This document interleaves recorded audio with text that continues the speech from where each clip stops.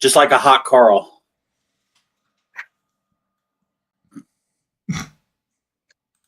I'm not sure if I even want to ask. Nope. I just recommend Googling it. No. At work. Don't Google That worked? Yeah. That worked. Pretty sure that would trigger all the filters in the school's firewall. See, that's the beauty of working in IT. You know, I can turn off all the filters for all my shit, and I never run into problems. Presidential library nearby? What's that? Presidential library nearby? No. Go fed.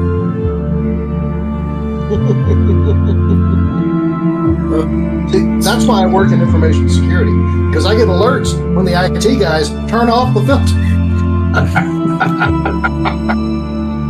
It's the best part of waking up.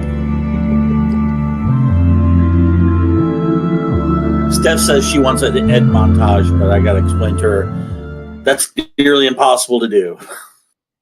No, what you do is you just take the first 5 minutes and the last 5 minutes of each episode. Yeah, typically it's pretty good metric. Yeah.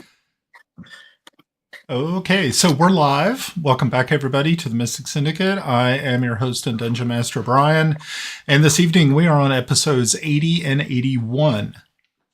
Whoop. That's a pretty good milestone for us, I think.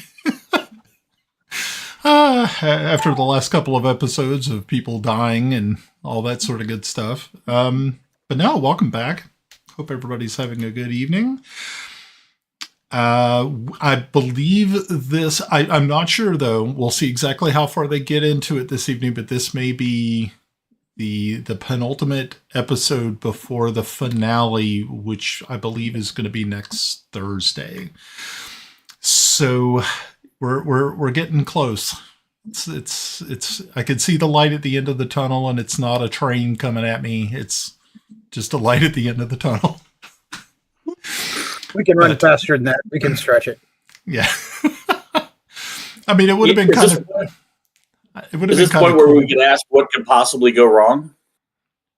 Oh, no, there's tons of possible situations, but there's going to be a lot of really cool things that are going to happen this evening that a lot of people, well, maybe not a lot of people, but maybe Ed will be happy to see. So we're not a lot of people. Oh, shit. We're going to get the whole airship fleet. Toby. We're all going to be... If the airship fleet shows up, man, I am going to be fucking ecstatic because I'm going to be promoted. If it's a fleet. You're going to be promoted. You're promoting yourself all the time. What are you talking about? How many titles have you given yourself? At one time I had like 20 different ones. So. Yeah, I think we could just make a montage set of just all the titles. Oh, there we go. That'd be something. Yeah. So, alrighty. But before we get started, I wanted to, in this season of thanks, I definitely wanted to thank you guys for showing up and playing for the last 2.5 years. I would also like to thank those who watch, maybe not watch religiously, but watch sometimes. Big thanks goes out to you guys and to our viewers and to people who listen to the podcast. It's been a really good run, I think. I've been very, very pleased with it.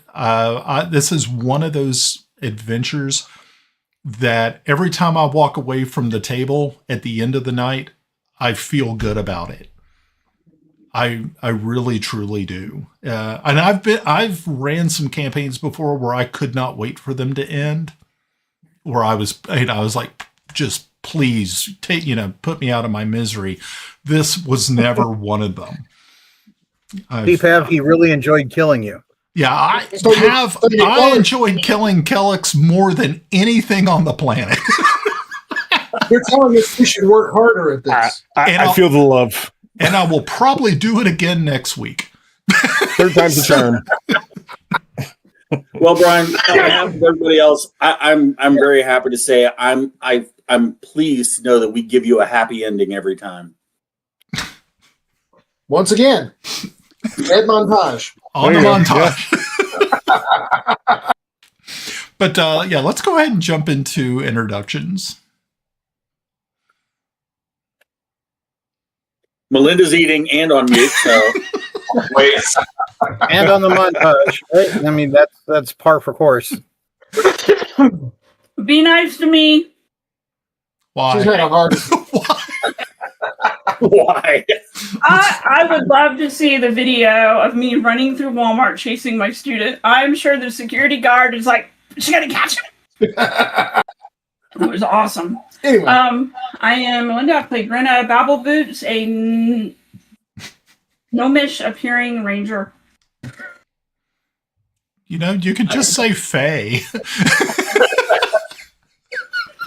why should she start now? Yeah, it's a little late now in the game, I guess. Yeah, so close to the end. So close. Yeah. Well, you know, she may be Faye, but she doesn't ever look like herself. I think she's looked like herself once this whole time. Kudos for sticking with a lot. Way to sell. I had a plan, and then you guys ruined the plan. So then I had to adapt. So you would just stop ruining the plan. That would be fine. Now, Mike's going to say, wait a minute, they're stopped talking now, so I can start. And then we'll talk. Yeah, we gotta wait. Everybody needs to chime in when Mike's about to talk. So. That is also definitely on brand.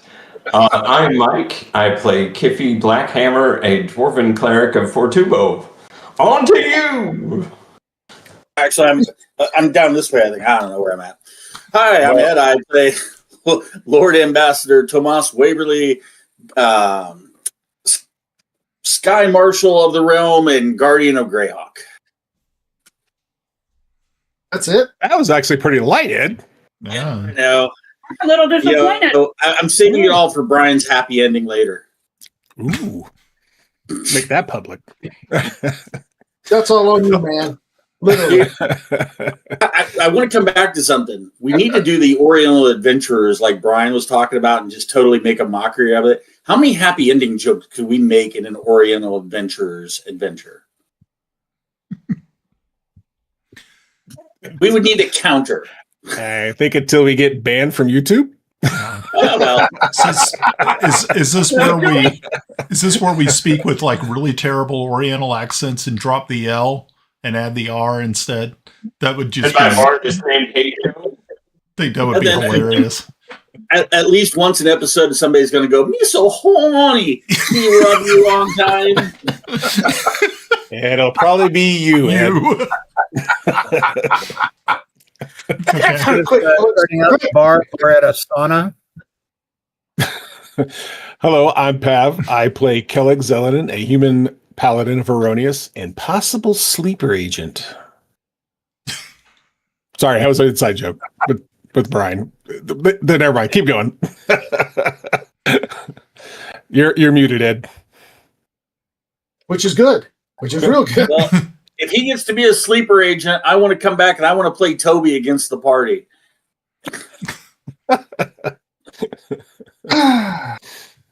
So, I'm Russ. I play Járngrímur töframaður Halldórsson. And Next.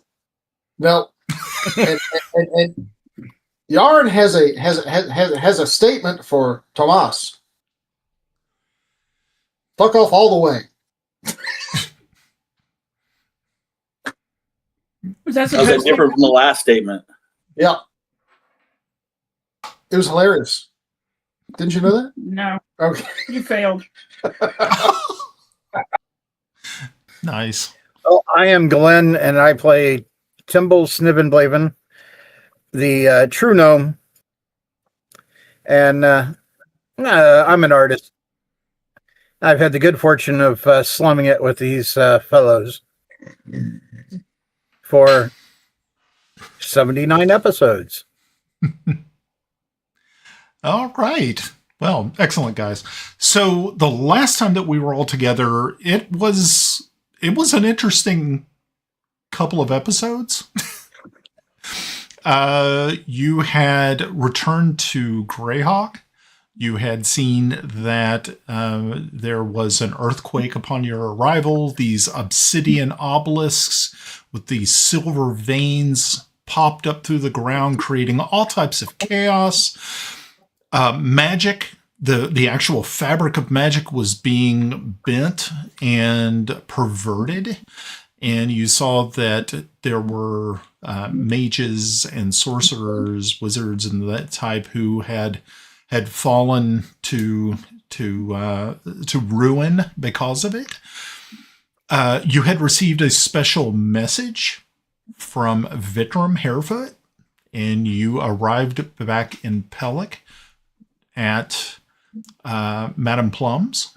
And you walked in, had a very, very interesting conversation with Adra, the drow sorceress, who was accompanied by several of her drow Shadowblade warriors. Afterwards, Timble had words with Vitram and was kind of, but not forcefully, kicked out of Madame Plum's. Always happy to leave that guy for cesspit. And then you all had decided to find rest at that point in time and wait for these obelisks to actually coalesce enough arcane energies to see exactly what will happen next. And that is where we are at this evening. Also to add in there, Raven had appeared. She had fallen under some a brutal pummeling from her undead servant Mortimer, who thankfully it was tiny. Raven's golem was able to stop the attack and actually turn Mortimer into a pile of dust with a couple of real quick blows. So yeah, you guys are still in Pellic, I believe. I don't think you guys went anywhere else. I think that's where we closed up shop, if I remember. Yep, we're still in Pellic. Yeah. And so... Guys, I've been thinking. Fuck. As everybody's bailing for the exits. the magical effect that's happening on the fabric of magic.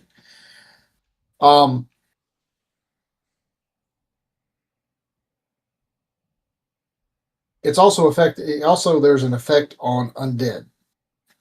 So I'm thinking that there may be a divine answer to fixing this. That's not my wheelhouse, but I'm just looking at the different flavors of magic and flavors of things that are going on. What do y'all think? If it's tied into the obelisk, remember we tried divine magic and that didn't seem to be effective at all. It saved our ass. It was effective in the regard that it knocked us all out. I would like to, remember what happened to poor Kiffi's hammer. Yes. But what would have happened if it wasn't divine? Well, so remember what happened before that. Fortubo said, "You're all are on your own, basically." And I tried to. I missed that. Yeah, me too.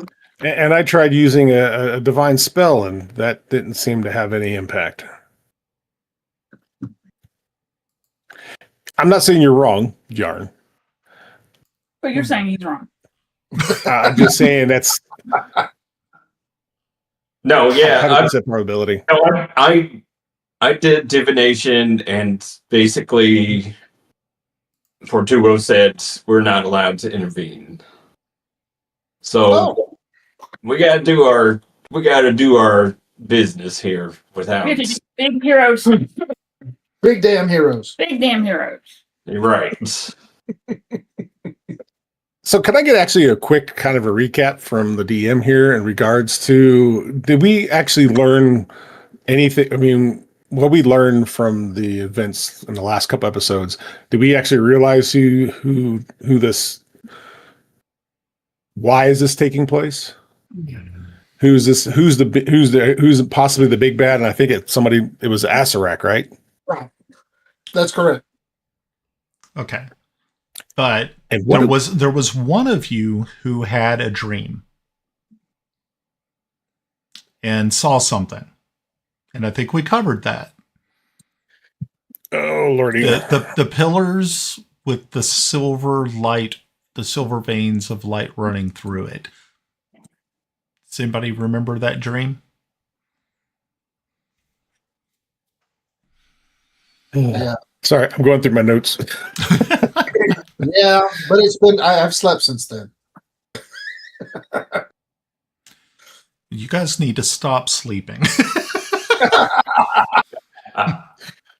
Need to cut That's the only shit. thing that's keeping me sane right now. So, All right. So, can I ask a question? Who had the dream? Can you give us a hint? I believe the person who had the dream actually was Ed. Oh, wait a minute. You had the one where you left a coin. Was that it? You're muted, Ed. I mean, I've been babbling here for all this time. Shit. I remember leaving the coin. Is that the dream you're talking about, Brian? It was the one where you see what you could believe is you see two of those pillars in a long chain. It's like a very long chamber. At the very end, it looks as be some sort of altar or some sort of slab. And you see a hand reach up and grab this skull, this jewel-encrusted skull that has jewels in its eyes, and they place it upon, this creature places upon its head. Okay. He'll be with the skull helmet. Yeah, Toby with this the was a skull dream. helmet. I thought it was more like a vision, like when everything was going down. I didn't think it was a dream. I thought that was... Okay. Vision, dream, sure. Vision, dream, yeah. It was a vision quest. Ba-dum-bum. Which is an excellent movie if you've never watched it. Yeah. Yes, it is. Okay. Do we, now that we've been a little more worldly traveled, can I recognize what the god of the altar was? There was nothing etched into the altar or anything like that. It just seemed more like it was some sort of raised slab. I mean, it could have actually been a sort of like a what is it called? Like a tomb, like a standalone sort of burial. Not a sarcophagus, but something close to it. Gotcha. And out of that, then, when I reflect upon it, am I able to, like when Conan goes into the tomb, it's, where roughly it's Aquilonian. Can I tell it maybe type of region it is? Wet region, dry region? No, it's completely subterranean. This location, so you're not really. There wasn't a lot of detail. The real thing that drew your attention was the greenish clawed hand that reached, and then you saw it place it upon its like bald skull or bald head. Its eyes flashed with a glowing green light. And when I recognize, I'm the only character that has not met Toby, but when I described that to the party, did it sound like it was a Toby incident? Yeah, after you had described him, okay. Yeah, it matched. Even though when they last saw him, he was kind of burnt up and kind of nasty looking. It did seem to kind of. No, we saw him at the stupid docks. Oh, that's right. You guys see it. You did see him at the docks in Krakenheim. That is true. But that was post me having this vision dream. So right. So now I have seen Toby. Okay. And of course, I think if I remember right, Bilius said he was there once. So with could others. the magic compass show the way? Yeah, I was getting there. Oh, well, I got there first. Okay. I think the magic compass. What is it doing right now? It's sitting in my hand, going, "Where the hell was this? Where the hell was this?" We're trying to find Asarak. Good. And also you remember that you do have the book that Shira wrote. So that also has clues in it that might be helpful to you. All right, we're taking the book out. We're looking through the book. We're trying to find clues. Okay. So yes. Location clues. Okay. So from what I gather, everybody is here for the most part, including Raven. And so all of you are going over this booklet. You are reading it, trying to get some ideas. And you are finally able to get kind of a generalized location, but it is still kind of vague because this was done like over 500, 600 years ago. It's been a really long time since Shira and her fellows, which if you remember, there were only 3 survivors. There was Shira, there was Mor's Ivy, and there was Yusuf. That's right. I did say Bilius. It was Mor's Ivy who told us he had been there once. Yeah, Mor's Ivy had been there, Shira had been there, and Yusuf, who is now dead. So... But one thing that is really interesting is there is a part in there that Shira had wrote concerning portal stones. There are stones that once arranged in the on the sides of the portals inside of this tomb can change locations either within the tomb. What Shira wants, not what Shira wants, but what Raven wants, and has requested that is if you can, she would like for you to bring some of those stones back with you.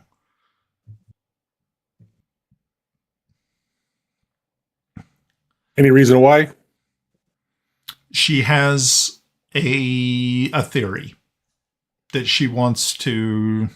She has a hypothesis that she wants to test to see if it will. If what she believes it'll do will work. Sure, why not? And for any of you scientists out there at home and say it's fact, most of your things are just theories with your educated guess. You are so full of shit, your eyes are brown.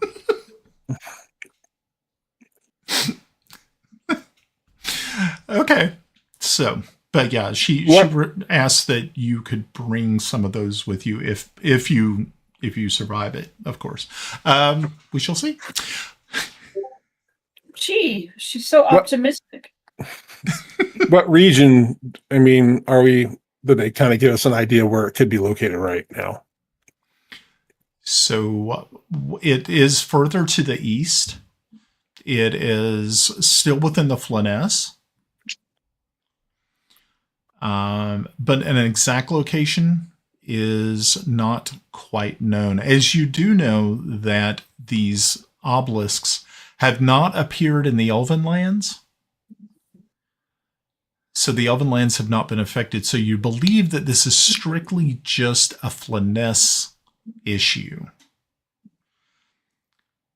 But other reports have came back to you that other obelisks have been seen in other countries. They've appeared in Valuna. They've appeared in Celene, of course.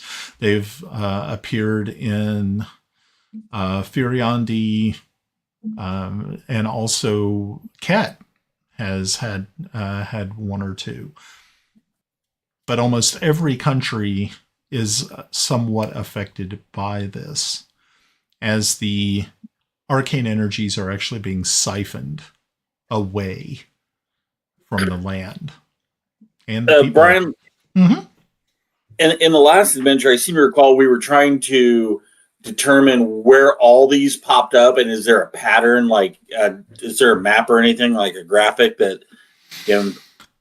Not I at thought we this. had determined they were. I thought we had determined they were along the ley lines. Yep. Yeah, they were along the same ley lines as some of the phase stones. If you guys remember when you were talking with Bartholomew, that he explained a little bit about ley lines and how the phase stones are aligned upon those. Of course, like when the veil is the thinnest is when people can cross over using those stones to the Feywild. But you see that these stones are not of Fey origin. And from my understanding, none of these have popped up in the Fey. No, the Feywild has not been affected whatsoever. What about the Misty Veil? Well, most people don't like to go to the Misty Veil because it's a pretty dangerous place, so there are not really any reports coming from the Misty Veil. I want to go to the Misty Veil.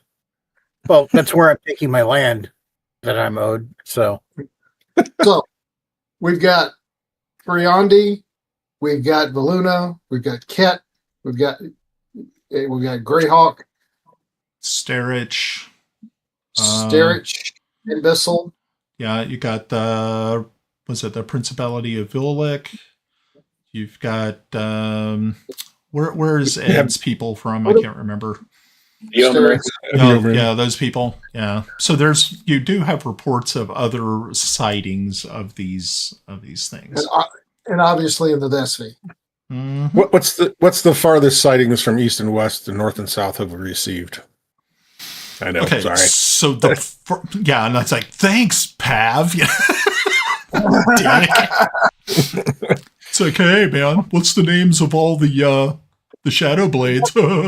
Dicks. Well, that wasn't me. That wasn't me. You're welcome. 2 down. Did they show up in the county or the Duchy of Ernst? Yep. That they do. All right. So yeah. So basically everywhere that's on my freaking map. Everywhere that's on your freaking map. The furthest west that you know of is Nyrond. They have appeared there. The furthest north is a place called Stonehold. It's way past the Griff Mountains to the north. So yeah, there's and as far west that you know of, Kaoland, the Yeomanry, of course, and the furthest south I think would be the Sea Princes.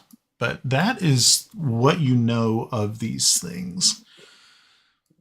So Shira has less knowledge now of the location of that cave as the Archdruid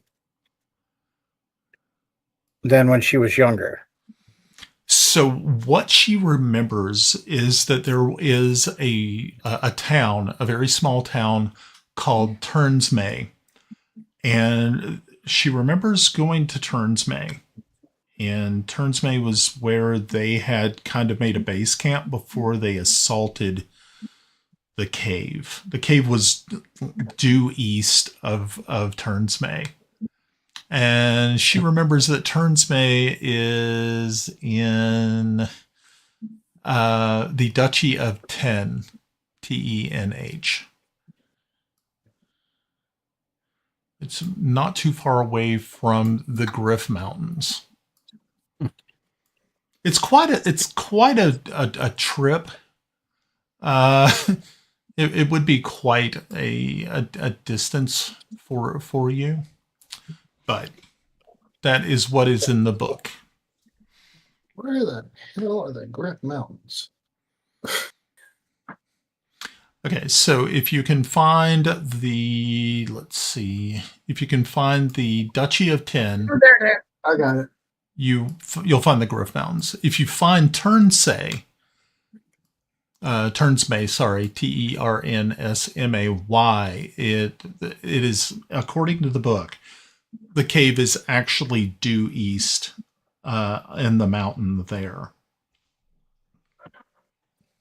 Good times.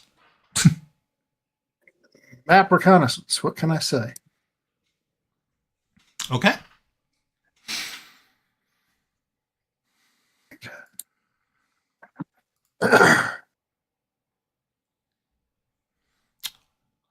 Any other questions?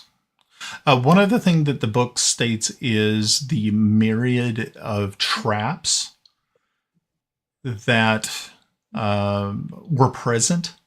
A lot of them that they sprang intentionally so that others who would follow would not fall to their peril by them. Got to bring some red shirts. What fighters are for? The Paladin. Send the Paladin. Why not? They keep coming back. Why not? So I think we're not going to get our answers here in Pellic. I think if we wanted to do some more research, we'll probably need to go back to Greyhawk City if we want to do. Actually, the Griff Mountains butt up against the Frost Barbarians. So it's close to Krakenheim.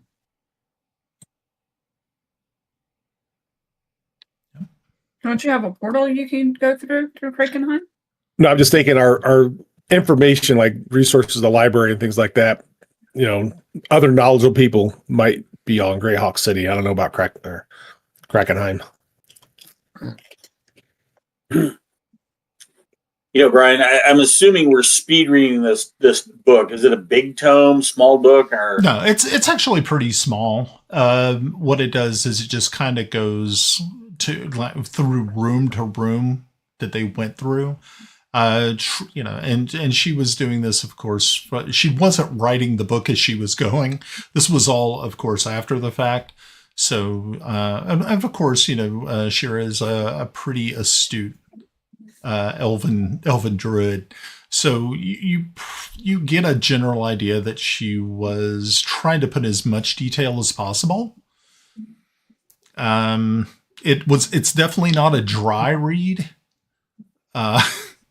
It's one of those ones where you're hanging on the end of your seat as you're, you know, waiting to see who's going to die next.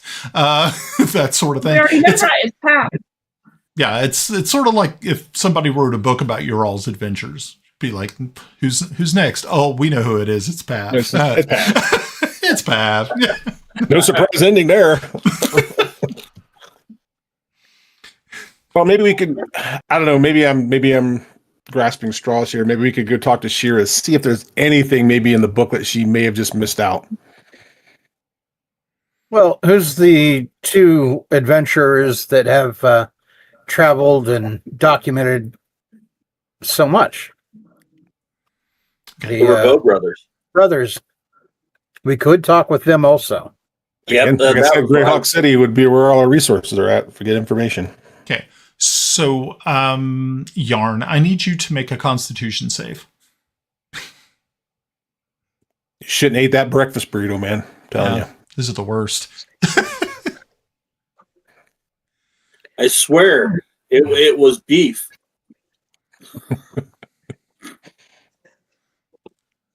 It's the faux turkey sandwich. The faux turkey. It's the faux turkey. 11. Oh, okay. So you around you hear, it sounds like a crack of thunder, and it literally shakes the building you're in. And as you do so, things feel it's like there is a strong smell of ozone. And as you do so, you see Yarn lose consciousness and fall to the ground. He's not dead. I didn't kill him. He's unconscious. Yes. But you guys it's like the room has been pressurized. Your ears pop. And like I said, there was a brief flash of lightning through the windows, and then Yarn hits the ground.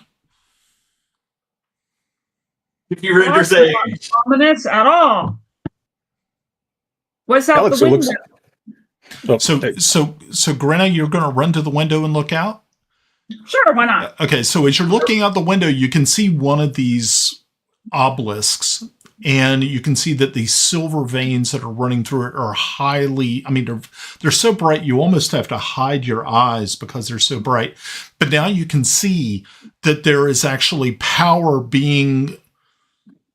is actually coming from them, and it seems to be heading in a different direction. But there's also another beam of this arcane energy and light is coming to those obelisks. So something is now drawing the power from all of the obelisks, that everything that it has been collecting over the last day and a half.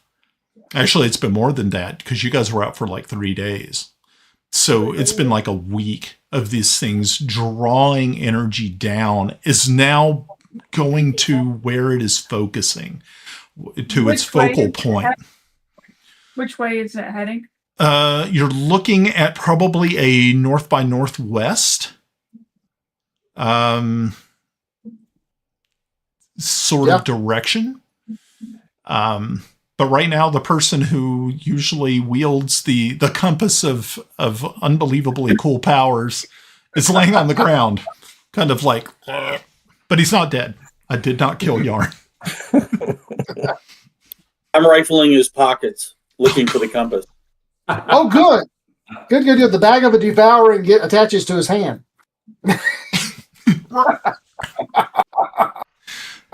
All you hear is the screams of Tomas. Tomas's screams cut the air. Oh, Lord. So eventually the pressure equalizes out. Everything seems to be better, and Yarn's, your eyes flutter open as you're laying there on your back, just sort of staring up at your friends. Wow, I picked the wrong week to stop sniffing glue. Well, it's all heading in the northeast direction. Northwest. West. East, west. Did you say northwest? Seriously? It's fine. Northwest? Yes. Yes. That's that way. Yeah. Oh, I'm sorry. Northeast. Sorry, that was my fault. Oh, okay. Right. I've fallen and I can't get up. No, that's me. I thought you. Anyway. North by northeast. Well, if it was coming from the Griffin Mountains, Stand from where we corrected. are, it would be northeast. Yes, you're correct. See? I'm smart sometimes. You're smart all the time. Okay, where's the crickets? I was saying, at least he didn't say smart ass, but Yeah. Guys got to be faster on that. Okay.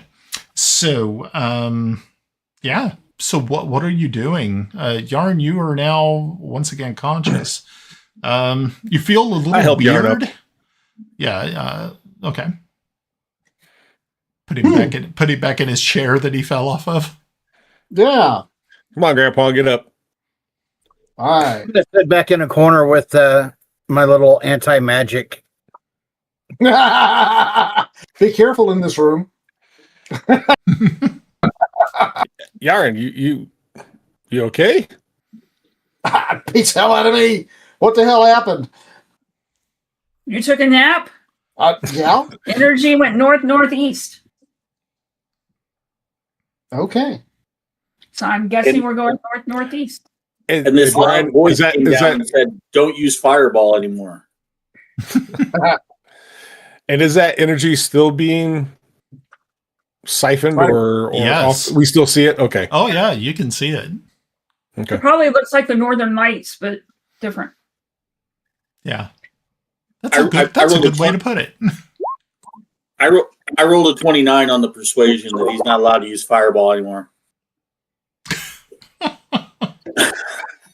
Well, there are only three options. Either it'll work normally, it won't work at all, or holy shit. Yeah, it's It's like, oh You're yeah, listening no, to Boob Talk by Tay and Prack. what the hell was that? No, you're not listening to Boob Talk.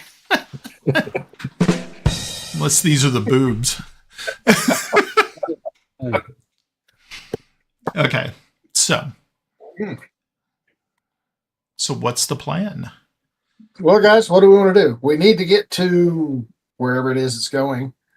We obviously now don't need to go to the Revo Brothers because we know where the hell it's going.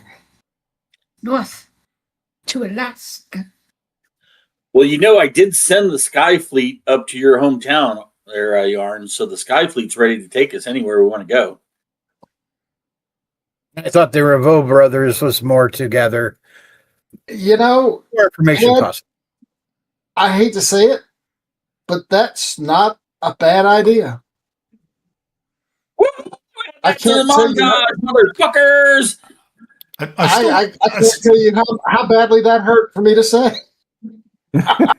I'm still kind of surprised at how much Ed thinks he has control over shit.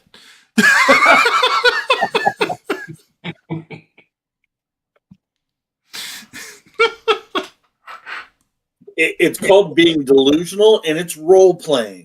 Oh yeah, yeah. And you nailed it on 2 ports. Yeah, and you haven't had enough beer yet. As eager as I am to head out to deal with this threat, I think Timble has an idea. We need to get some more information, maybe something to help us fight whatever you're going to deal with. Okay, here's my problem. I know it's a plan, and we don't do that, but here's my problem. I don't know how many more spells I got left. Just go with 0, and we'll be fine. So if anything works, we're ahead of the game. put a sword in Yarn's hand. Here you go. Figure it out. That's okay. I've got 2 levels in fighter. It's true. Why don't you please just speak English? Maybe I can understand you. Okay. We are not going down that path because you guys know I will get out of control. So I say we go talk to the Revo brothers, see if A, if they have any ideas about this, B, if they have any information, and C, maybe they've got goodies that might help us. And then here's a different one. Wait a minute. Are you drinking an IPA? No. Or is that hop something? A winter? Yeah, the winter. Yeah, winter So idea is I not too had a bad. stressful week at work, and I went to the grocery store on the way home, and apparently I was so stressed that Russell has to drink for me because She bought almost a case of beer. I can take one for the team there, Yarn. I love it. Nope.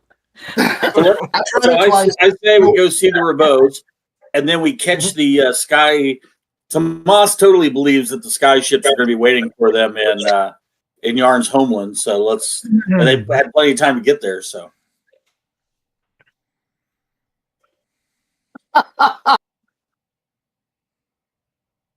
does Raven have any idea if she would be able to get us to Greyhawk? Is she planning on coming with us the whole way? Or is she going to be waiting for a return? She said most likely it would probably be best. I've got a lot of things that I have to clean up. I do have other towers which have other undead in it, and I certainly don't want them breaking out and destroying the local countryside. So I can try to get you to... Is there something near? Maybe we have places close by, because we could get in Celene some griffins to ride. Said I have nothing in Celene. I do have a tower here that I haven't been to yet that I have to check out. But so we're in Pellic. Yeah, so you're in Pellic. Yarn has the tower that has the portal. Yes. So is that affecting portals or just? It's just it's affecting spells. and especially like those types of portals. Like I said, especially with the situation with portals, it could either work perfectly, it will work kind of, but you may end up appearing between the location that you want. And the worst case scenario is it turns into a blender and shoots you out at your location, and they have to put you together. It's all good. Kind of like a transporter accident, right? Oh, It's Galaxy Quest. exactly it's a Galaxy Quest. Yeah, it's exactly like Galaxy Quest. Inside out and exploded. Did we ever determine, Brian? It's only affecting arcane, but not bardic and cleric, right? Right. It does not seem to be, and it doesn't affect nature. It doesn't affect druids or clerics or paladins or So with bards, there's certain arcane spells that I think they are of arcane origins, and if I call them your sound spells, are totally fine. Right. So anything that basically, you can assume anything that my musical instrument is the spell component. Yeah. Yeah, if you have to use your musical instrument, it's totally fine. But if you like share spells with like wizards or sorcerers, it's gonna get a little dicey. And of course, they share spells with us because bardic music is the oldest form of magic in the world. You know, music saves the world, and we are the people that can. We are the world. We are the children. We need initiative. I'm rolling attack. And I haven't had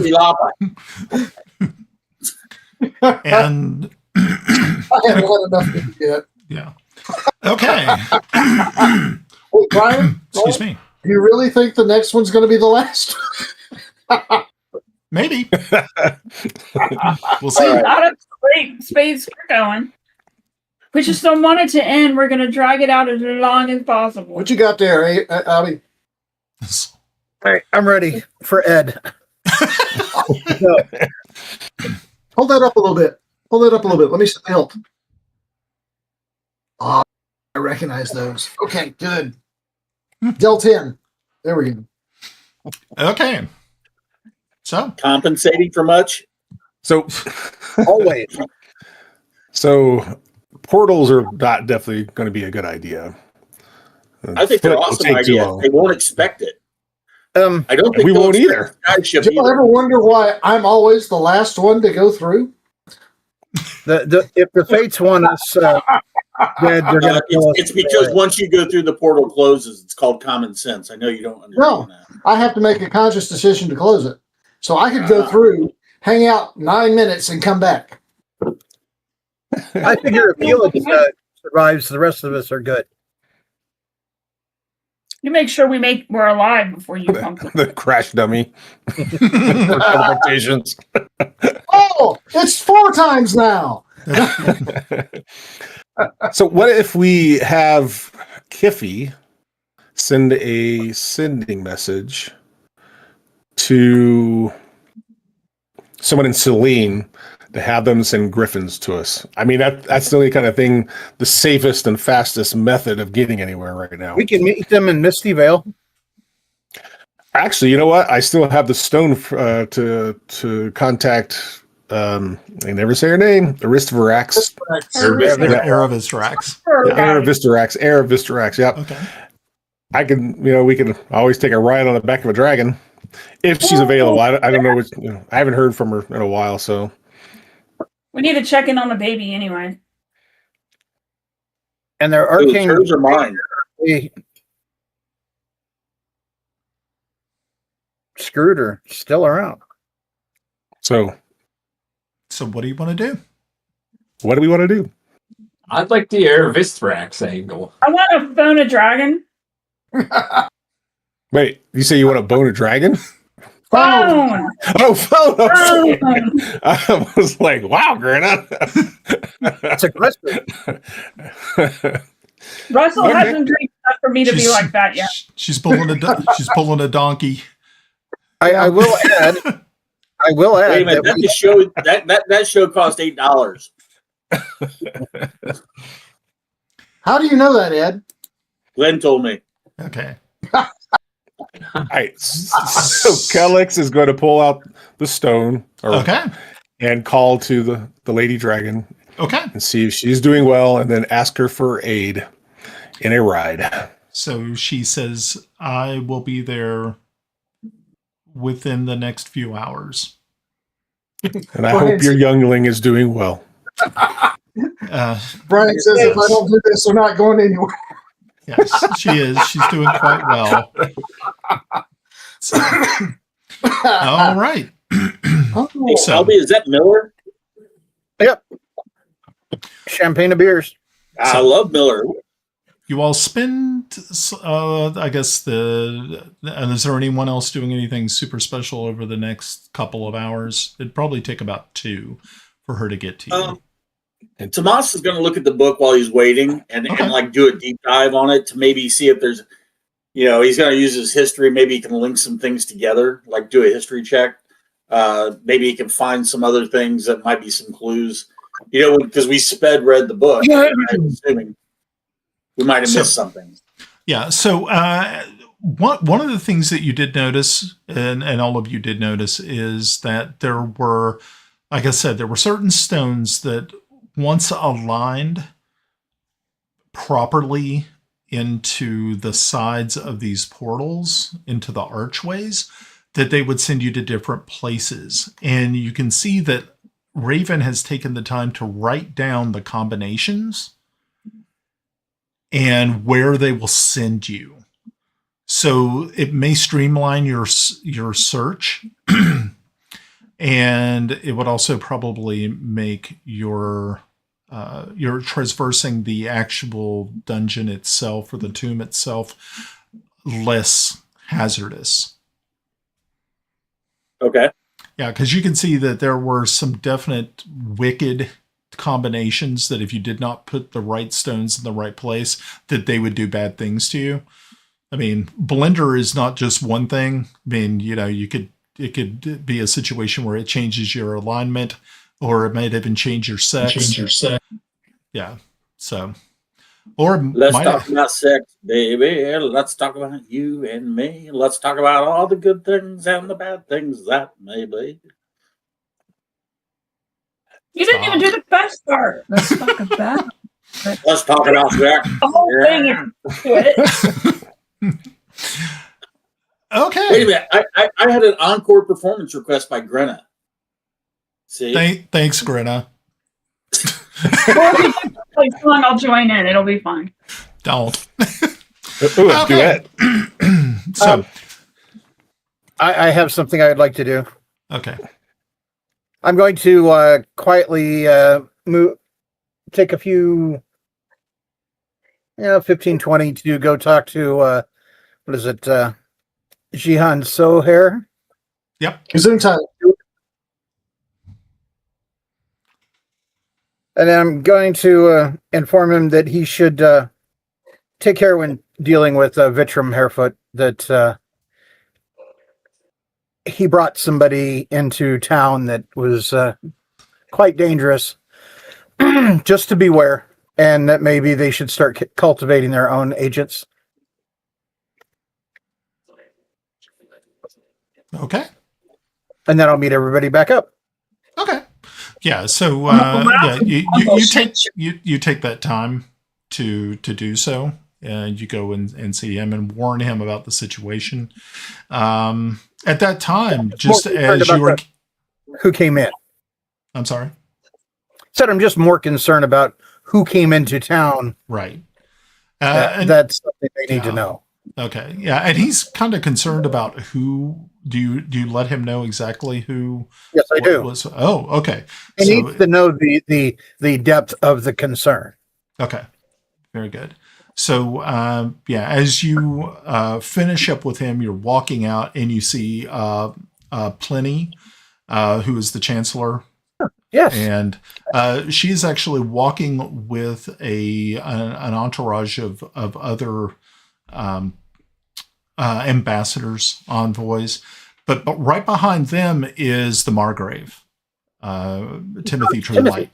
Yeah, he sees you and bows and says, Yes, Lord, Lord Timble, welcome back. Are you here to take your job back?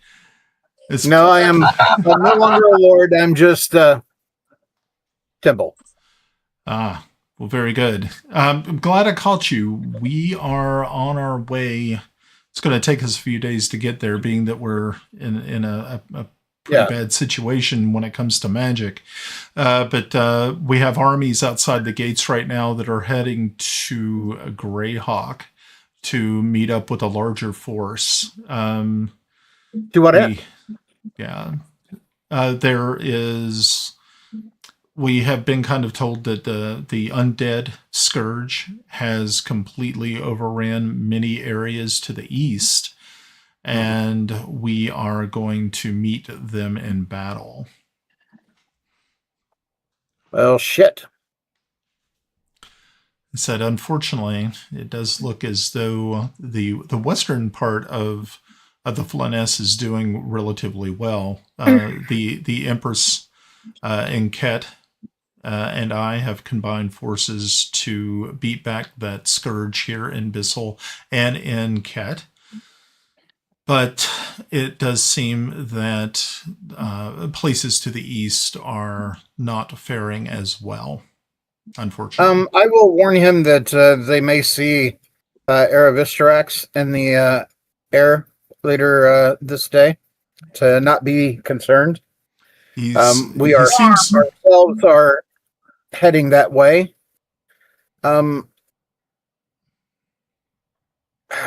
Is there a place that we can speak privately? And I'll look at the steward, Zohair. Yeah. Of course, Pliny says, "Oh, of course, we can meet in the conference room." So they take you off to. I would like to make sure that it's Pliny and the Margrave. I'm not talking openly in front of the other individual. Okay. Yeah. Well, the steward, he already knows what I'm going to say. Right. But you said that there were some other people with them, so. Yes. Yeah, you can see that there are other ambassadors from other countries. So right. Obviously they are trying to put together a very formidable army, which of course are probably going to take a couple of days for them to get all of that all put together.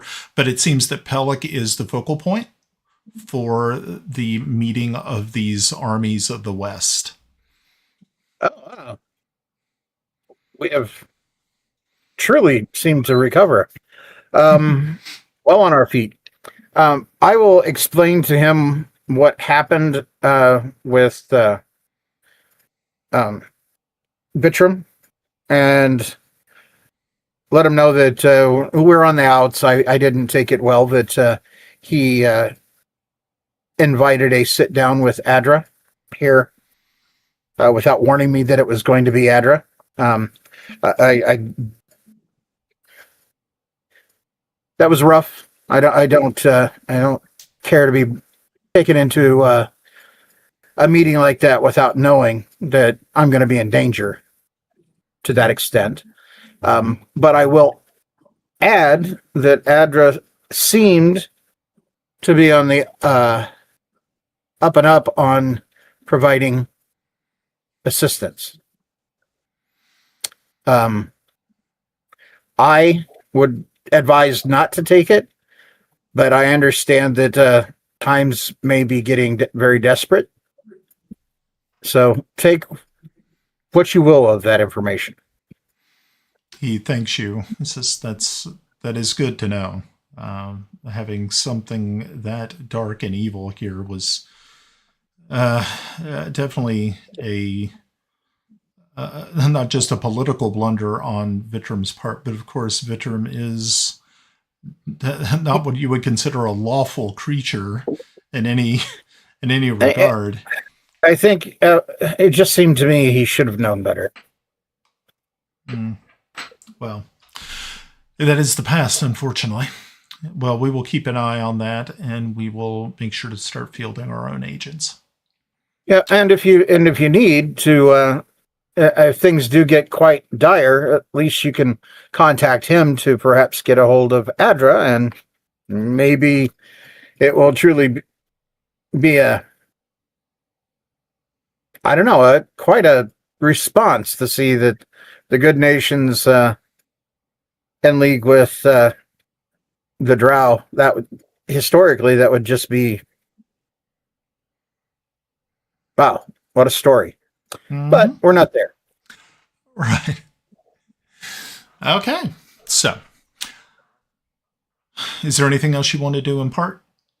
Not really. I just okay. Too many people here that I still like, and I still plan on, if I survive this, taking my position in the Elven lands. Right. Okay. So you returned back to. I'm not really too sure exactly where we had you guys. Did you all were you in a tavern, or did you guys stay in Castle Oversight? Most likely, you were just in Castle Oversight. Castle. Yeah. So, except right within about that 2-hour period, you hear the flapping of very large wings as you look out into the darkness. Because if you remember, everything is still cast in this eerie eclipse light. Half light. So, which makes it all the more eerie as Aravistorex lands in the courtyard and immediately turns into her more humanoid form. As you look out the windows, you can see her as she turns back in. Okay, so. Hey, good looking. What you got cooking? She looks at you, puzzled, and chuckles. And she says, "So, when do you want to go? And where do you want to go?" Well, I believe we are ready. I think we are eager to be off. Have you heard or seen the issue that's taking part? Yes. In the lands? Okay. Yes. Do you have anything to add from your perspective? Unfortunately, this seems to also have some effects on dragonkind. I'm able to I am able to shape change back and forth. It doesn't seem there's too many issues with that, but there are a lot of spells that I use that are of arcane origin, and I am kind of at a loss. So this is also kind of important to me. So, are you aware of any of the locations of the sky ships if you can't take us someplace? I have not seen any sky ships. So, given your that you're a mother, and that is the most important thing. Do you know of any other patrons along the lines of the good dragons that might lend aid?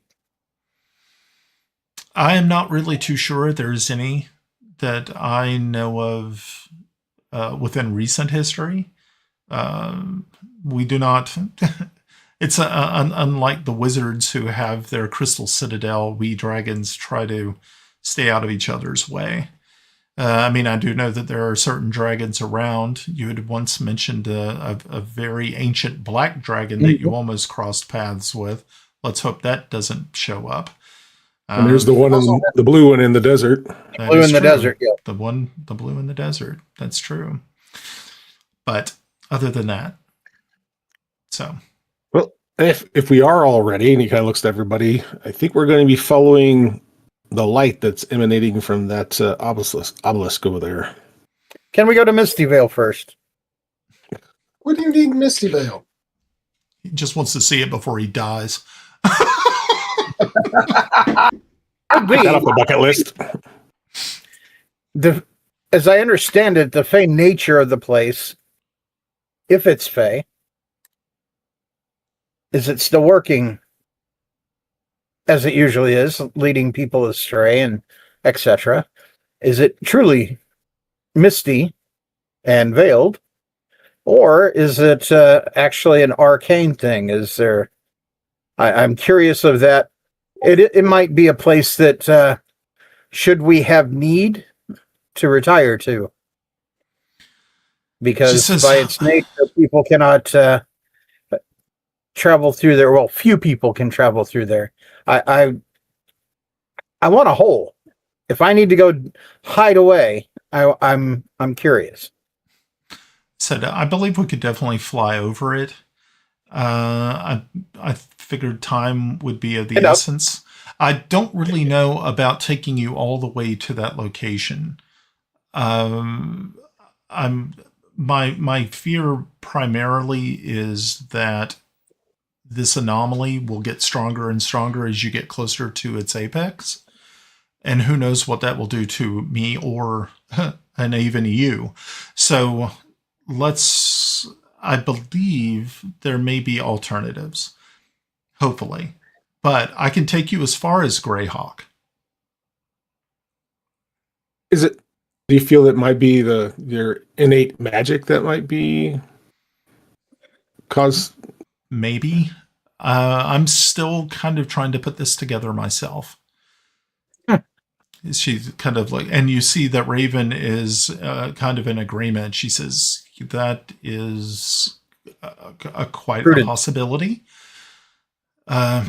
Hence, while I'm surprised that Yarn is, I'm not surprised. His bravery speaks volumes.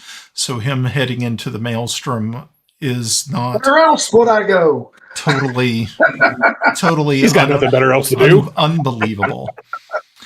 But as Aravistrax chimes in and says, I still have a young one to watch after.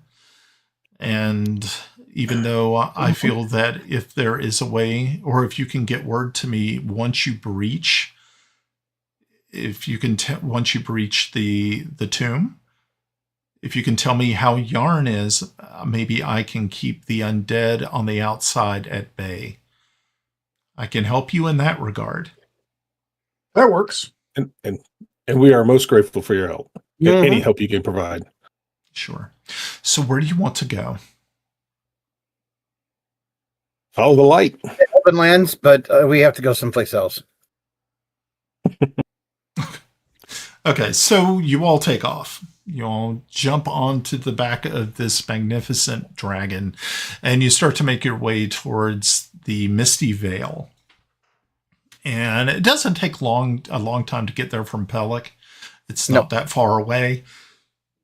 And she does a couple of really wide turns over this. And you can still see that it is, with the little amount of light that is put off by this eclipse gloom, you can still see that it is very mist covered. And it seems very dense and dark there. I'm going to assume that it's still functioning as the Misty Vale functions. Yes. It doesn't seem like it has been affected in any way. From tales that you have heard before of its as a treacherous a place to visit, you feel that it has definitely not lost any of its potency in that regard. So as you continue to head that way, like I said, she's not going to be able to take you all the way to the tomb, but she can take you to as far as Greyhawk. That's as far as she feels comfortable. Okay. That's as Greyhawk City's works. Okay. Closer than we were. So after about another 3 or 4 hours of flight, you touch down. You do a couple. She does a couple of circles over the city, and you can still see that there is a ton of damage that has been done to this town. You see that bullseye lanterns, large lanterns, have been lit and are sweeping the skies. As you can still see that there is smoke and stuff rising from the city, and they illuminate Aravistrax, but no one seems to be looking to shoot at you. But in the distance, over the castle here in Greyhawk, where the royal family lives, you can see 4 very large airships are docked there outside of moored above the castle. As she Photon torpedoes on, Captain. As she flaps her wings into a sort of a hovering position, and then lowers you down into the courtyard right outside of the Crystal Citadel. Very good.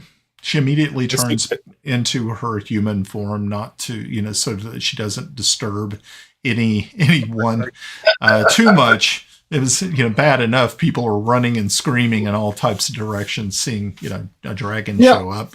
But she immediately turns, and you can see that you're not too far away from where the Talon and Turkey kiosk once stood. You can see that somebody's actually already started doing some repair work in recreating this wonderful sandwich shop. Oh. Well, my lady, thank you again for your aid, and we'll definitely let you know as soon as we breach the tomb. She thanks you and says, "Good luck. I hope that everything goes to plan, if you have a plan."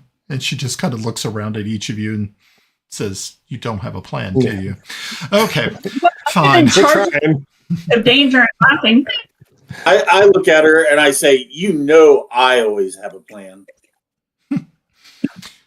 She was talking about plans. She just looks over at you, Tomas, and said, "Didn't you at one point in time have a plan to kill me?" Uh-huh. With extreme prejudice. Okay. Well, I'm glad we were able to straighten that out. And have we? I don't know. Have we? I'm asking you, Elvis Rex. I don't know. I was never one who were sitting here threatening to kill you. I sneak around behind him and get down on all fours, and I'm motioning for her to push him. She doesn't, but she says, "Well, good luck. Yes, definitely contact me as soon as you are inside the tomb.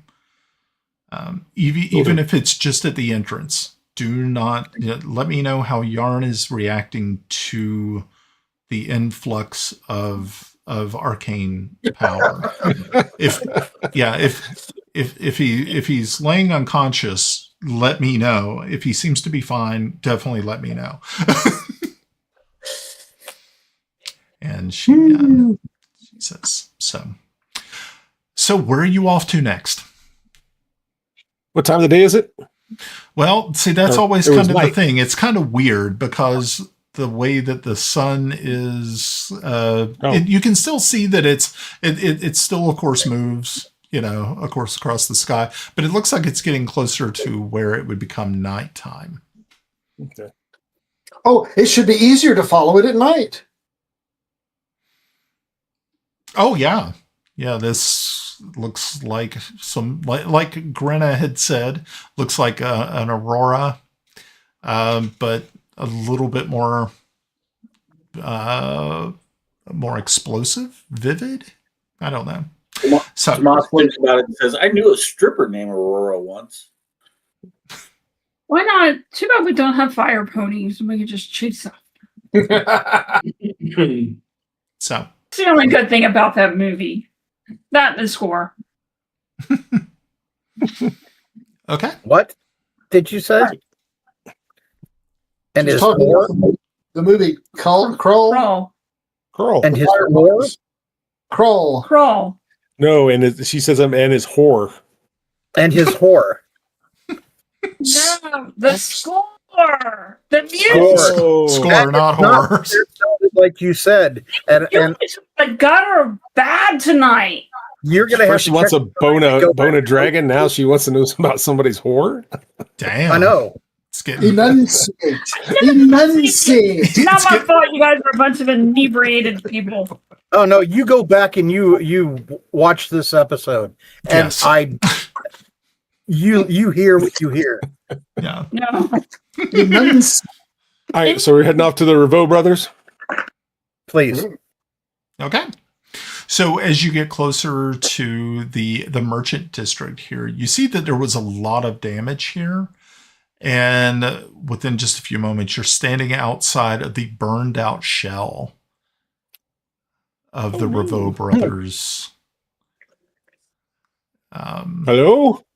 Yeah, you hear nothing inside. The fires have been put out, but it looks as though the entire building has been gutted. Is there anybody around walking the streets? Yeah, I mean, you see people who are, right now almost in still in a state of shock, but they are seem to be coming around. I find a local guard and ask him if they know where the Revo brothers might be. Did they survive? He looks at you and he says, "Sir, I know of the brothers, but no remains were found inside the structure." Damnation. Good. I wish I had more information for you. Thank you, Guardsman. I guess it's time to head up to the castle. I don't know. Do we want to look around the remains of the burnt out? That was place what I was to see getting ready to if we say. can find Let's loot the shop. Not loot it. Trying to find something to help us. Right. Kiffi is going to go to the Temple of Fortubo, and I'll hook up with you guys later. That way he doesn't see us looting the shop. No evidence. He ain't wrong.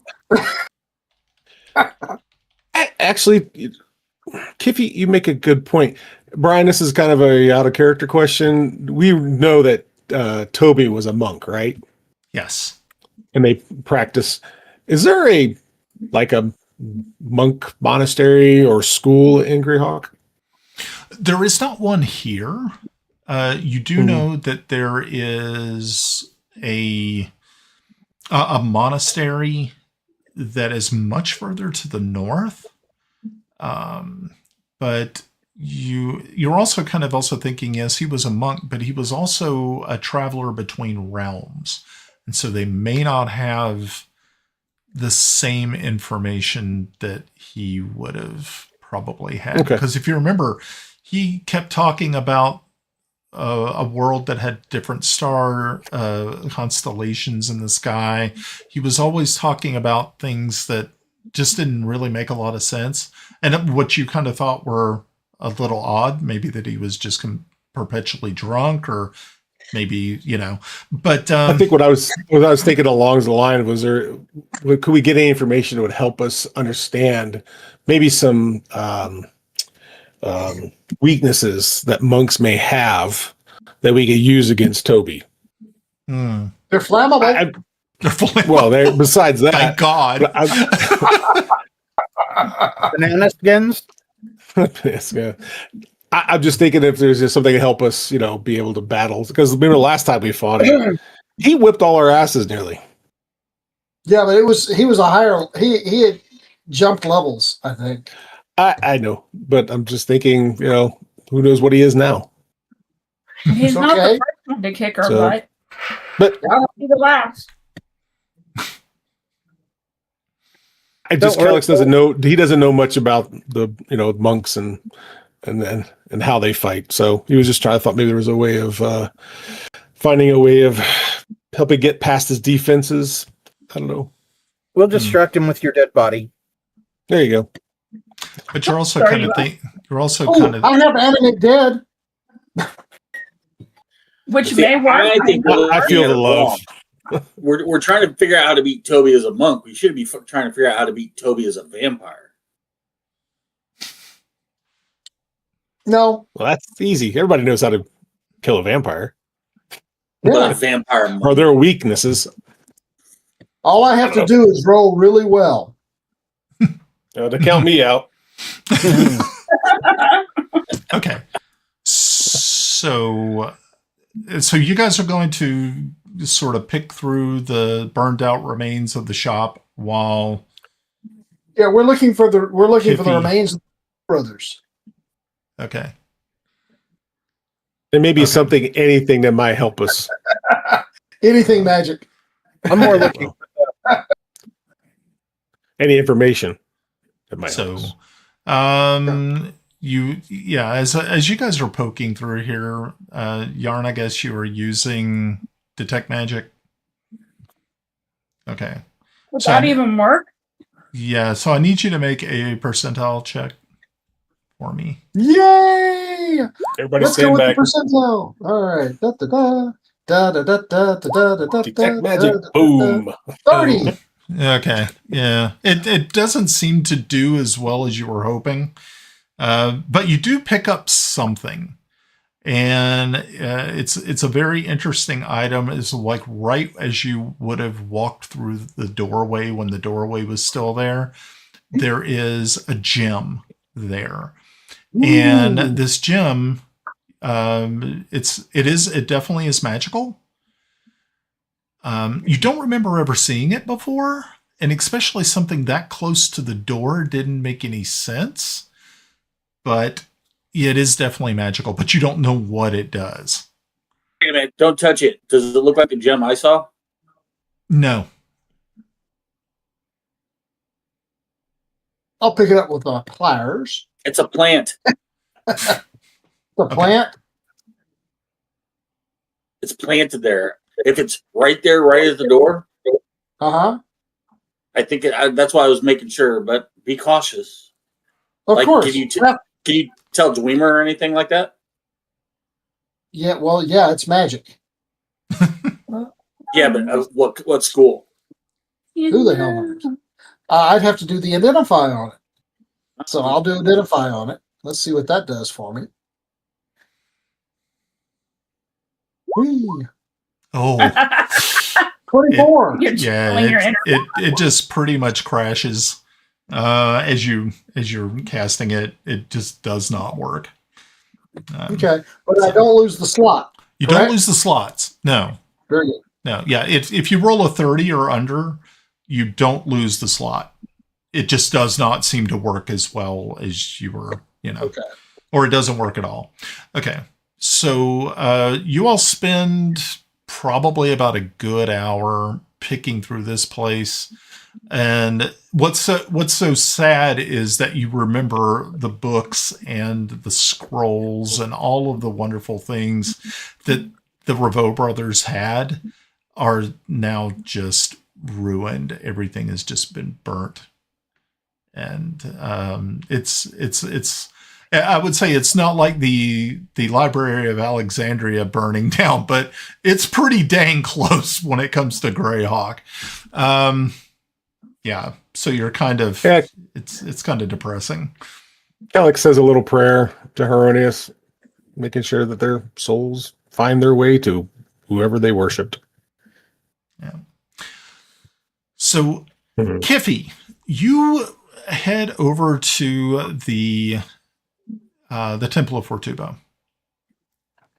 And as you walk in, you see that evening prayers have just finished.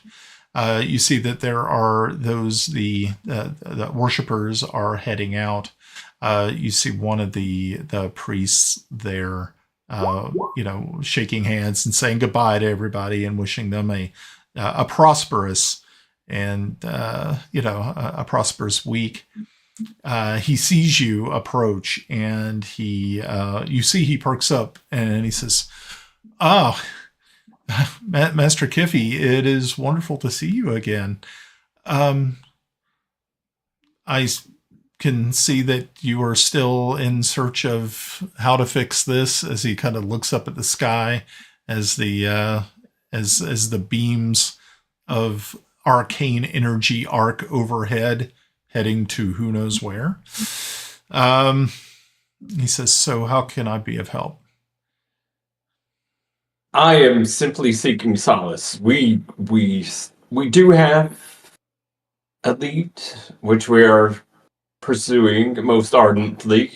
I just simply wish to be in the company of my brothers. This is probably the best time for you to be here. You had dropped off your hammer here some time ago. You're the one that was shattered.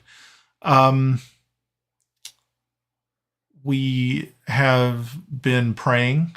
The acolytes, the other priests, and I have been reaching out to Fortubo to see if there is something that can be done.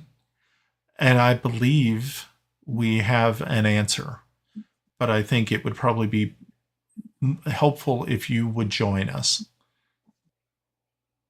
Oh, this is most unexpected, but absolutely, I am happy to follow your leads. Okay. So as you walk in, you can see they take you off to sort of like a private sanctuary. And there is a private altar. And you see that there are 15 dwarven clerics and acolytes in here. Each of them has holding a candle, and they have surrounded this altar. And sitting on this altar is your hammer. And you can see that there is a strange silver bluish light emanating from it. But the priest looks over at you and says, I believe that you are the key to its reconstruction. Cool. Wow, bros, you guys really went all out. Man, props. So, what do you want to do? I will obviously. I guess I will approach the hammer. Okay. So yeah, as they're all standing around, you kind of join the group. A candle is handed to you as you all start a litany to Fortubo, and it takes probably you believe that you feel that you've only been standing there for maybe just a few moments, but in all actuality, you've been there for over 45 minutes. The power that is emanating from your brothers and yourself, all eyes are closed. And then finally, it sounds as though like a very well-constructed bell is struck. And all eyes are opened, and as you all stare down, you can see that the hammer is once again whole. It is restored to its former station. They all step back away from it, leaving you standing there next to the altar. All right. Oh, I will lift the hammer and turn to my brothers and say, with Fortubo behind us, we can never lose. And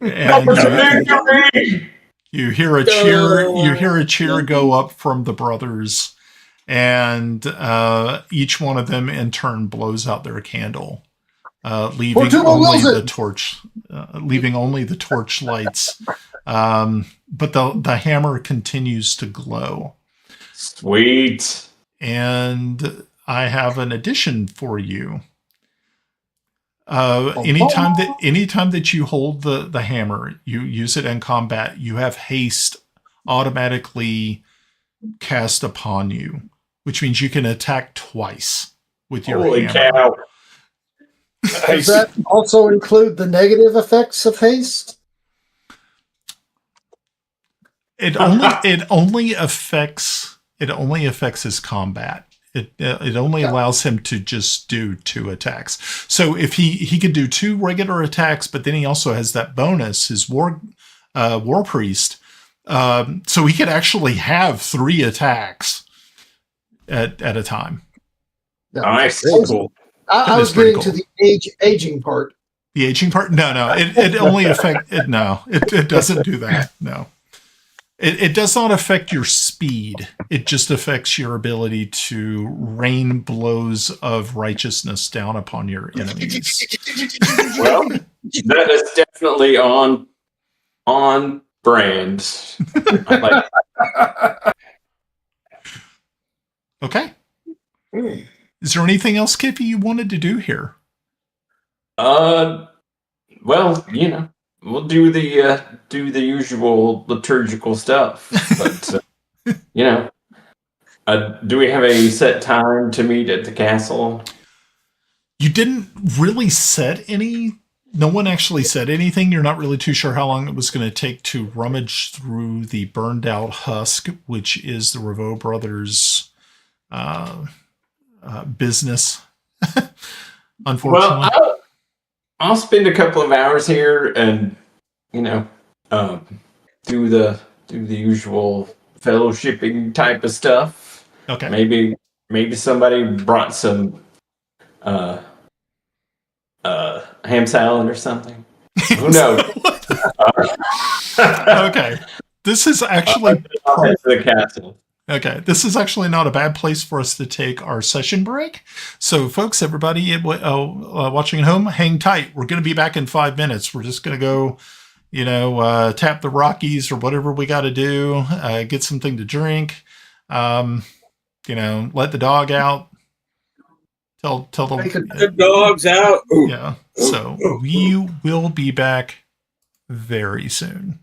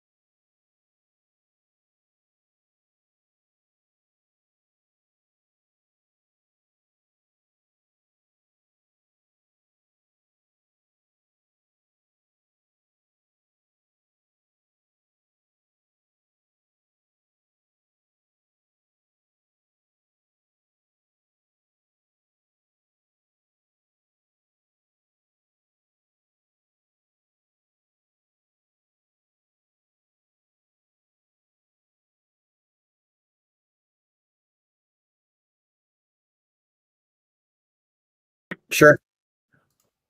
We're back in the saddle again. Okay, welcome back, everybody, to episode 81. Just got done with our session break, and we're going to kick back right into it. Last time, if you're just joining us, Kiffi just got his hammer back, which is good. And the other party members had spent some time going through the burned out shell of the Revo brothers' business location, which burned, unfortunately, after the obelisk calamity started about a week before. So that's where we're picking it up. With my rolls, what was I able to find?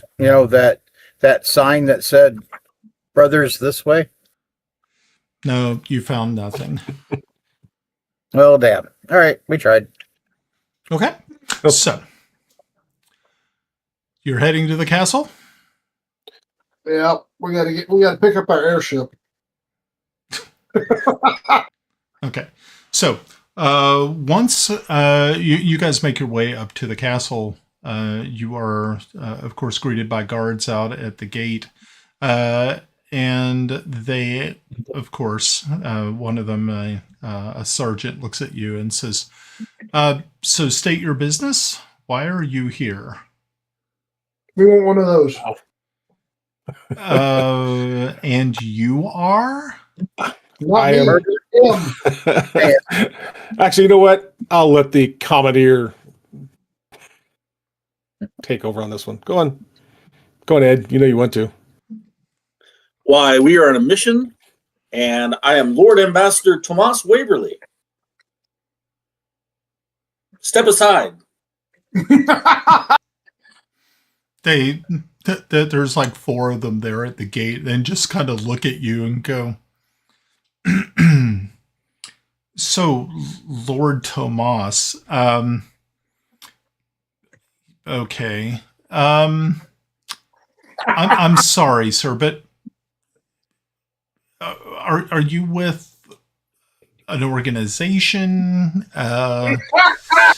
I'm sorry. I mean, he brings out a list and he says, "You're not really on the list, unfortunately." I am a member and founding member of the Guardians of Greyhawk. You will step aside. And I gave an intimidation check of 18. Okay. So, hey guys, what are the odds?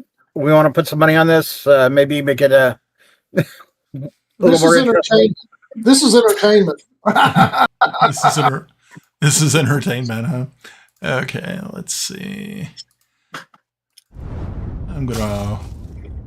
Okay, all right. So yeah, he kind of just sort of steps back a little bit, and he's conferring with the other soldiers that are here at the gate, and you hear one of them say something that says, "I think he's with the I think he's part of the organization that actually builds the airships. Maybe he needs to do an inspection. Maybe we should get the Chancellor." Probably the best idea. Notify the Chancellor that the Sky Marshal has arrived. They just look at you kind of puzzled and go, "Sure. Okay." Not lying. And so one of them, the rest of them stay there keeping an eye on you. You see one of them walk back into the castle. And a few moments later, you see a woman probably in her mid to late 30s. She's wearing the finery of someone of her station. Obviously, she is a part of the staff here. And she walks up and just kind of quickly scans the group, and she says, she looks over at one of the soldiers. She said, "It was good that you summoned me."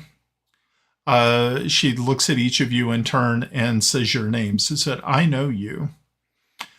I know what you've done, and I know kind of why you're here. News has spread, and there was a certain a Margrave Timothy Truelight has sent word before you to kind of pave your way. You are welcome here. As the guards part, she introduces herself. I am sorry. I am the Chancellor here at Castle Greyhawk. My name is Salathiel. Welcome. And she escorts you inside to the castle. As Kelex passed by as one of the guards, he's going to look at him and said, "Well done. You did your job well." They each render a salute as you all walk through. And it doesn't take long to cross the courtyard, and you are inside of Castle Greyhawk. A few more moments. She takes you to a room, which is very similar to a lot of the little conference or meeting rooms you all have been in before. And she has servants pull chairs out for you. And she looks and says, "So, the Margrave mentioned that you know how to fix this." Let's just say we have a plan. Well, this is good. I don't think anyone knows how to fix this. We've tilted the maelstrom before. Let's put it that way. Well, truly, you have. You've tilted back the other one. Yeah, said Then they make tilted up. Your story is known to many, especially up in the upper class. She looks to you, Kelex, and she says, "Lord Kelex, you have your story. The loss of your love has actually produced probably scores of tales that people have talked about your bravery and the loss of your beloved." She looks to each of you in turn and has some sort of a story or something that either has been overheard or has been told in confidence or even at parties that she has attended, that you all have a reputation, which is good. I mean, it's not definitely not a bad reputation. So we have a good reputation? Yeah. But there has been some rumblings, and one of those rumblings is the production of these cubes that have unfortunately these cubes have made their way into almost every inn and tavern within the realm, and it has put bards out of work.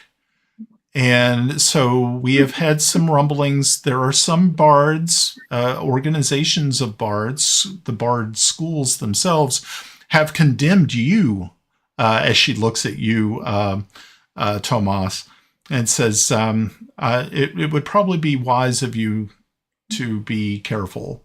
You may be. Do these bards need representation? Maybe we could get them on some of the cubes. Also, that's exactly right. Yeah, you'll have to take that up with these disgruntled bards that you have put out of work. Is there starving children or roaming loose, pilfering? Disgruntled bards make some money. Hey, got to shake that little thing, right?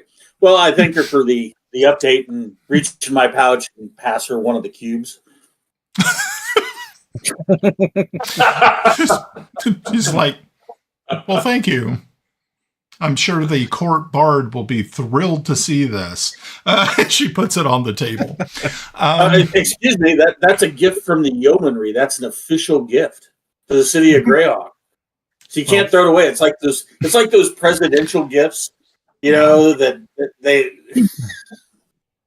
So it's And I gonna think be it was quite sad that a single bard would be intimidated by, what, 6 songs? Yeah, that's what I'm saying. I think their the breadth of their learning and teachings, and they know more than 6 songs. So maybe Wait a they're minute. I got a being feeling Timble, after we retire, he's going to become my hype man. He's going to be my Flavor Flav. He's going to walk around with like a big clock on his Sundial? chest. big sundial. Gold teeth. A big sundial sticking. Okay. He gets into a bar fight and he spikes people on the sundial. And Flavor Flav! God. Snivenblaven! So she says, well, I'm glad that you have a plan.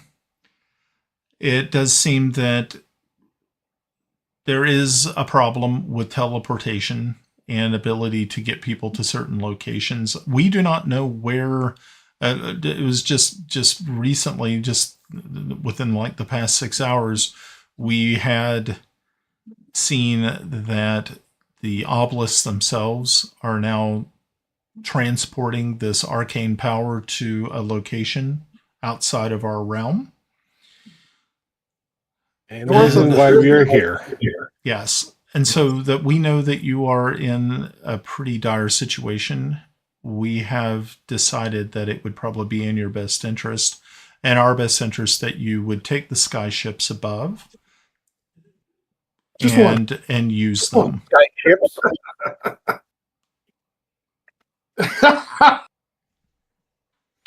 So, Hey, Edward, you're muted. so what is it? What is I it? was stunned. Wait a minute. There are multiple sky ships. How many are there? There are There's 3 4. or 3? 4. Sorry, 4. Yes. There are 4. Ooh, that's an armada.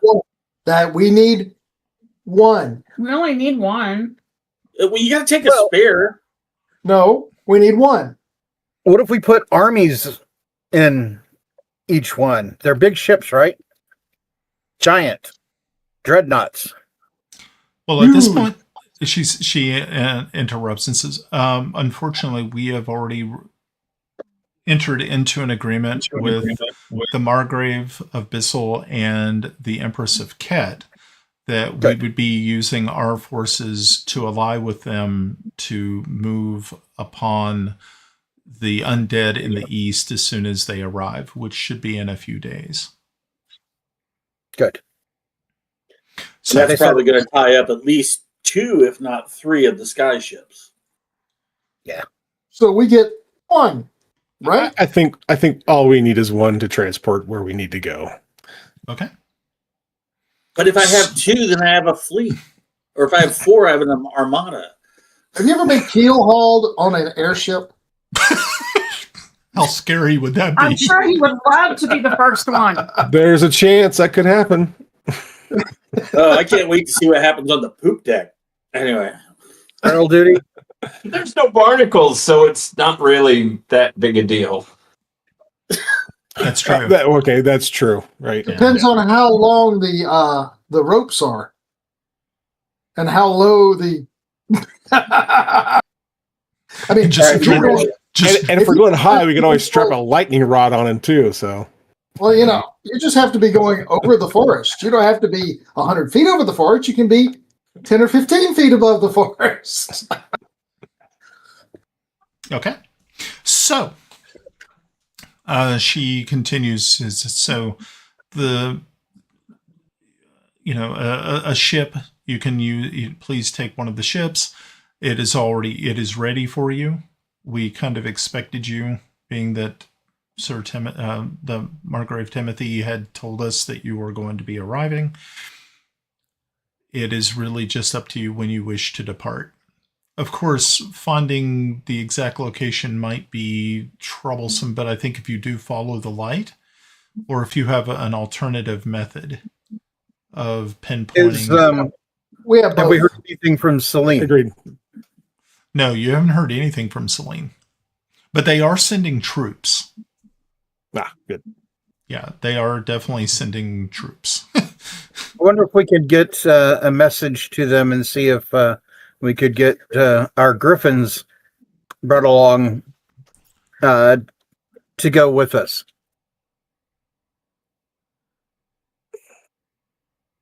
We don't have any griffins.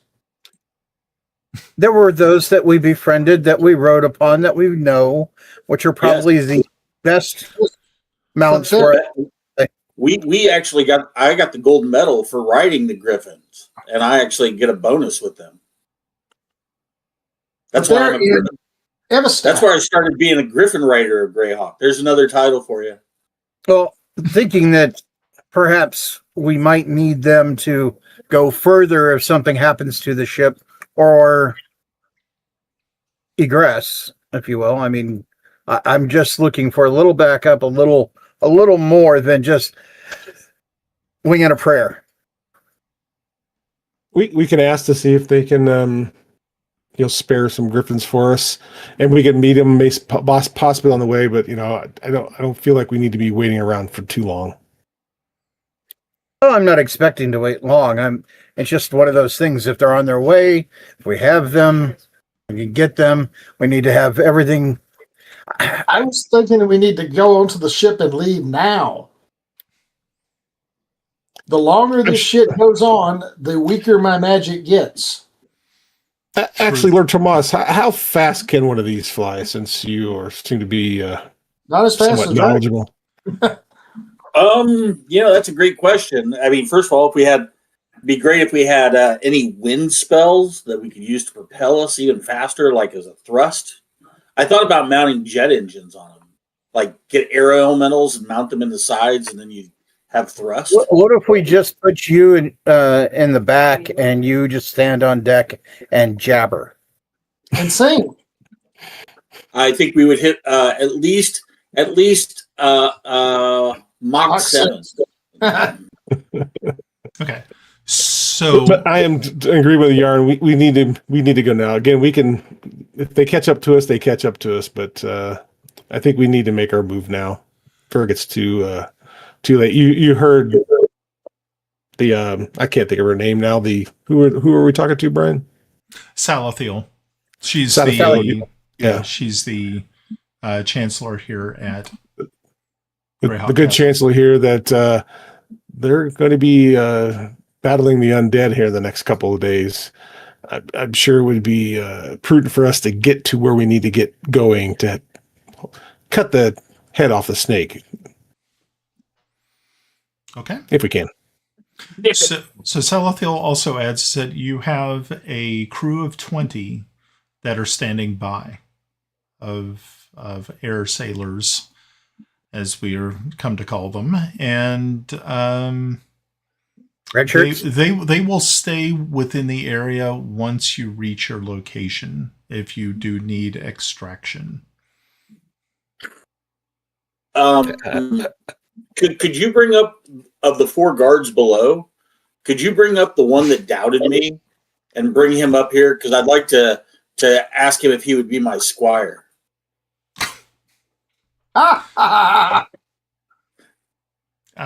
She just kind of says, I'm sorry. I don't really think that's within protocol. He has a job. Is that because my reputation with Shirley Templar went bad? Yeah, that was also a story that has been going around, that your last squire met a very untimely death in a falling accident from the back of a griffin. Yeah. while fighting a dragon, though. Yeah. Who I had plans to kill. Yeah. If you could show us the way, we can prepare ourselves to take off. We would be. If you could just show us the airship, that would be great. So she rises. The servants push your chairs back in for you, and you start to make your way back out into the hallway. She takes you to a flight of stairs, which goes up to the 3rd level, taking you past some other rooms and things of that nature. You hear that there are people, there's still servants coming and going. And then finally you make it to the roof where these airships are moored. It only takes you just a few moments to board them. Of course, you have to climb up a ladder to get to them. But it doesn't take any time at all to finally make your way until you're standing on the deck of one of the ships. And how was the Sky Marshal presented as he came aboard? Well, fortunately, he's not in chains. Fortunately, he's not in chains. With the boot to the ass? Being that these people really they don't really know you as well. They're really kind of just low level sort of folks. They're not like royalty or have any actual station. They are just simple sailors that have been tasked with flying and operating an airship. And so help me God, if one of you all ask me to name them, I will. I will. There's only 20. There's only 20. Hey, I got a question. What's the name of their ship? There should I knew you were going to ask that. I knew you were going to freaking ask that. Ship number 1. Well, at least they're not. Suck. It's the Titanic. Yeah. This one's the Lusitania. This one's the Titanic. Yeah. You have access to AI. No. And this one's the Yamamoto. No, the name of the ship is the Princess of Celene. Oh, that's awesome. Okay. Yeah, that's much better than the Yamamoto or the Lusitania. See, now look at that. I actually said something nice because it's the Princess of Celene. Everybody's like, oh, fuck, Ed's being nice. Now we have to agree with him. No. I think we should name it Andrea. Okay, so it's is there like a junior officer though? Yes, you can find a junior officer. Yeah. I assume command. Okay, so you assume command. You are now finally fulfilling your delusional dream. All right. And for the record, Brian, I just looked it up. The title Sky Marshal is higher than Ambassador and Lord, so I shall be addressing myself as Sky Marshal going forward. Okay. Yo, dipshit. You didn't say what we could say after Sky Marshal. Sky Marshal dipshit. There we go. Marshal. Oh Lord! Right. I love you, Ed. Okay. I love you, Ed. So the sailors cast off the lines, and the airship starts to start making its way up into the sky, into the very. It's a very dark night. There's no moon, of course. So you can, but it's easy to spot and see the lines of arcane energy as they radiate towards a point far, far off on the eastern horizon. Northeastern horizon. Correction. Hey, Grenna. Why did the theme song, The Little Einsteins, just pop in my head? I'm in the sky, little Einsteins. Come on, let's go, little Einsteins. Hey, Grenna. Yeah. I have no idea what that is. Are you able to get us to the Fae Court? Easily. It's going on. Last time thought we were only gone for like a day. You can go through to the Fae, right? Kind of at will. If I go through the right place. Okay. So you're assuming I know the area. I don't know the area. No, you underestimate yourself. I'm not worried about them, but if shit hits the fan, since everybody's just dying to get there, I think, maybe you could show me the way. Well, that's option. Yeah, if there's a place I can go in, like there are only certain points that you can go in. If that point isn't near there, then I can't.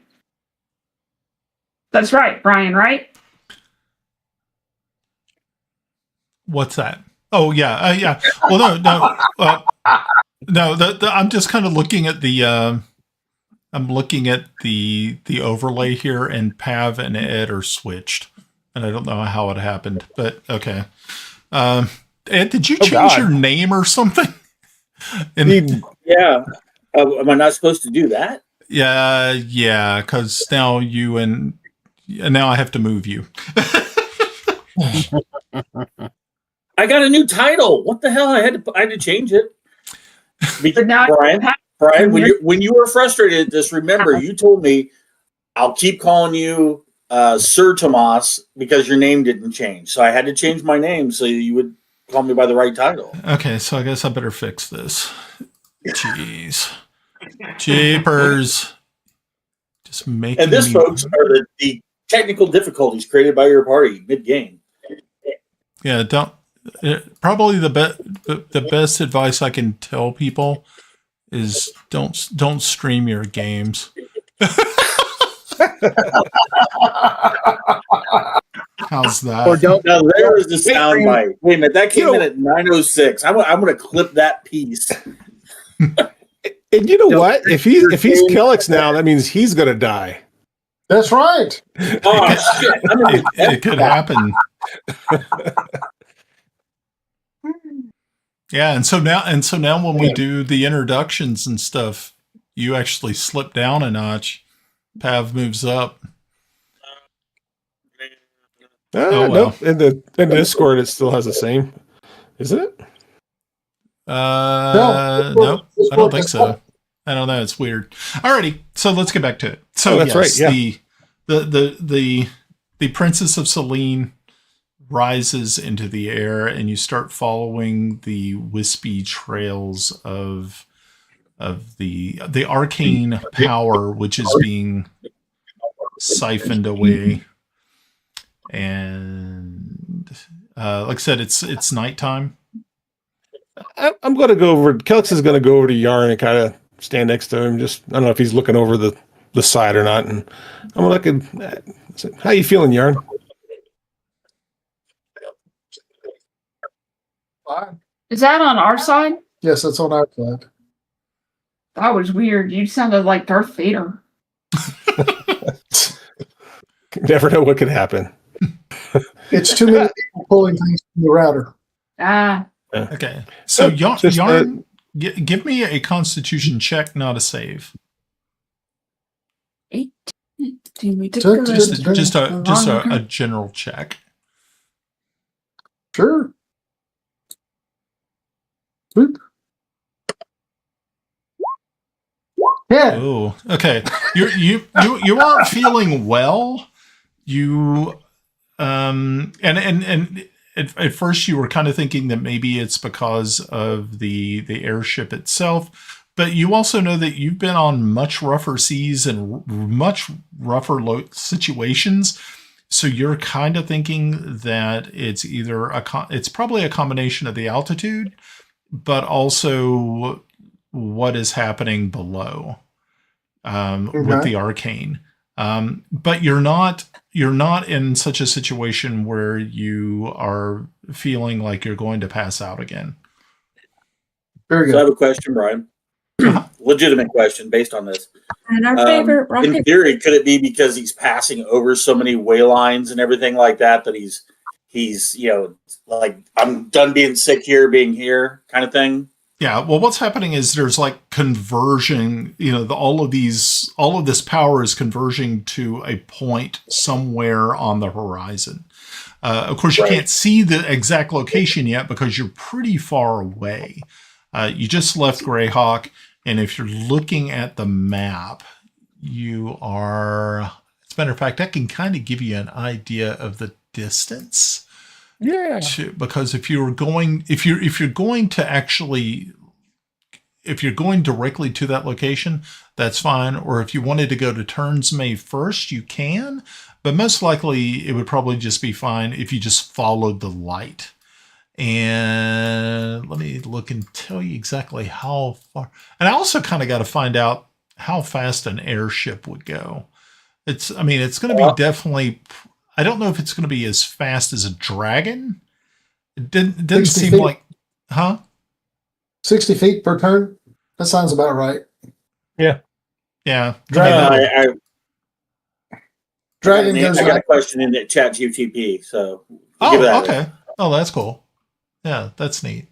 So right now I'm just trying to get you guys so mileage the thing. speed, okay. This is where it's kind of good, right? In 5e Eberron, there is an airship stat block, and its speed is 8 to 10 miles per hour. Oh, okay. Well, that's not too bad. Yeah, that's good. Okay. And so an easy rule of thumb is 8 to 12 miles per hour, up to 75 to 100 miles per 8-hour travel.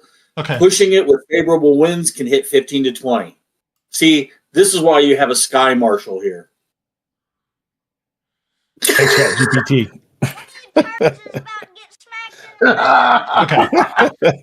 So while looking at the map, that the fine map provided by Anna B. Meyer at greyhawkonline.com. If you're looking for a good Greyhawk map, you're looking at just a little over 1,000 miles.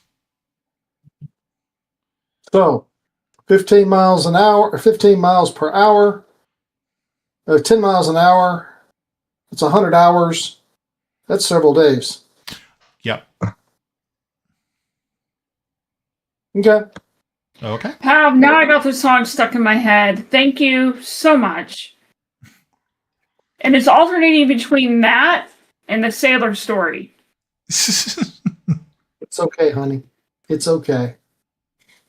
Yeah, I'm going to get hit, aren't I? No. Just make Russ drink some more for you. You'll forget about it. Yeah, drink more for me. No, Russ is done drinking for the night. Thank you. We'll enjoy it tomorrow. Okay.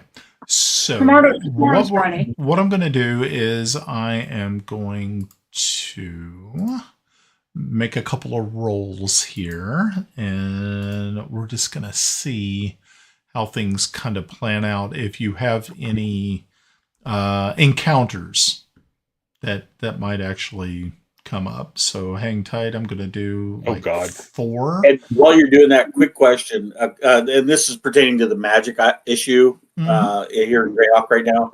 We stated if it's my musical instrument. What if it's a vocal component?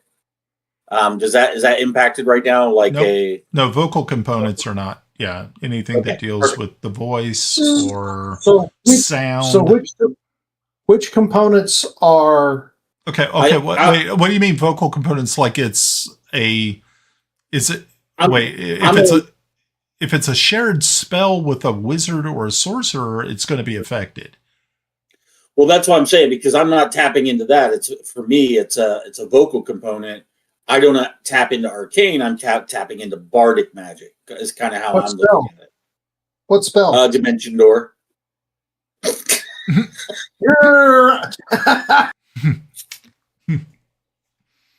He'll turn inside out and explode. And that'll solve the problem.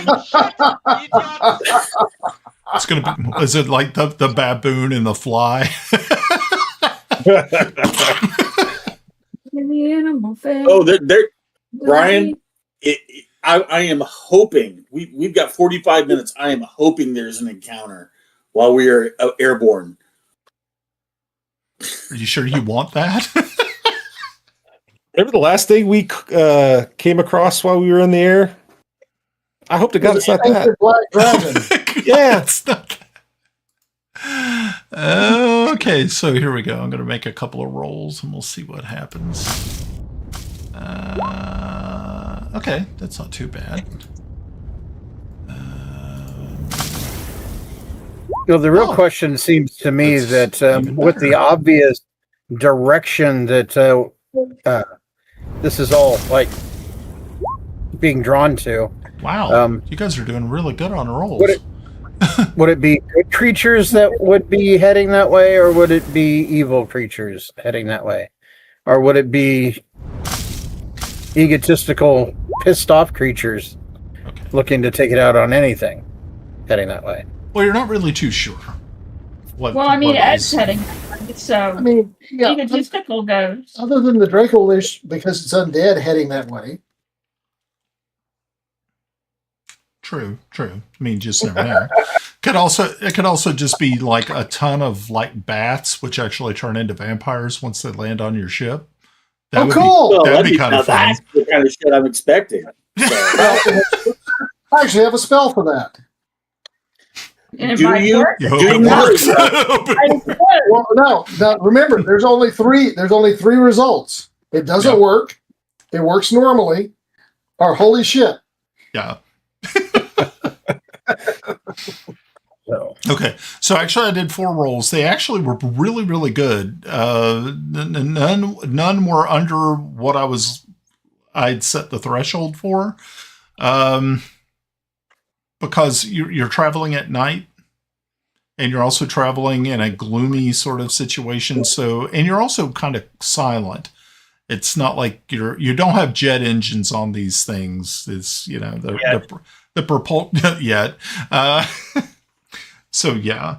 So after several days, let's see, how many days do you think it would take? Like 4 or 5? What's the mileage? It take 100 hours. Okay, take 100 hours.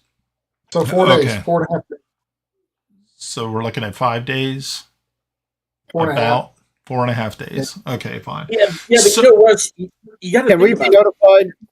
This is like shock and awe, us being able to travel this distance with a ship, right, in a straight line distance in 4 days. That's great. That is pretty good. If we are able, can we be notified of when we actually pass over the front line of the undead army?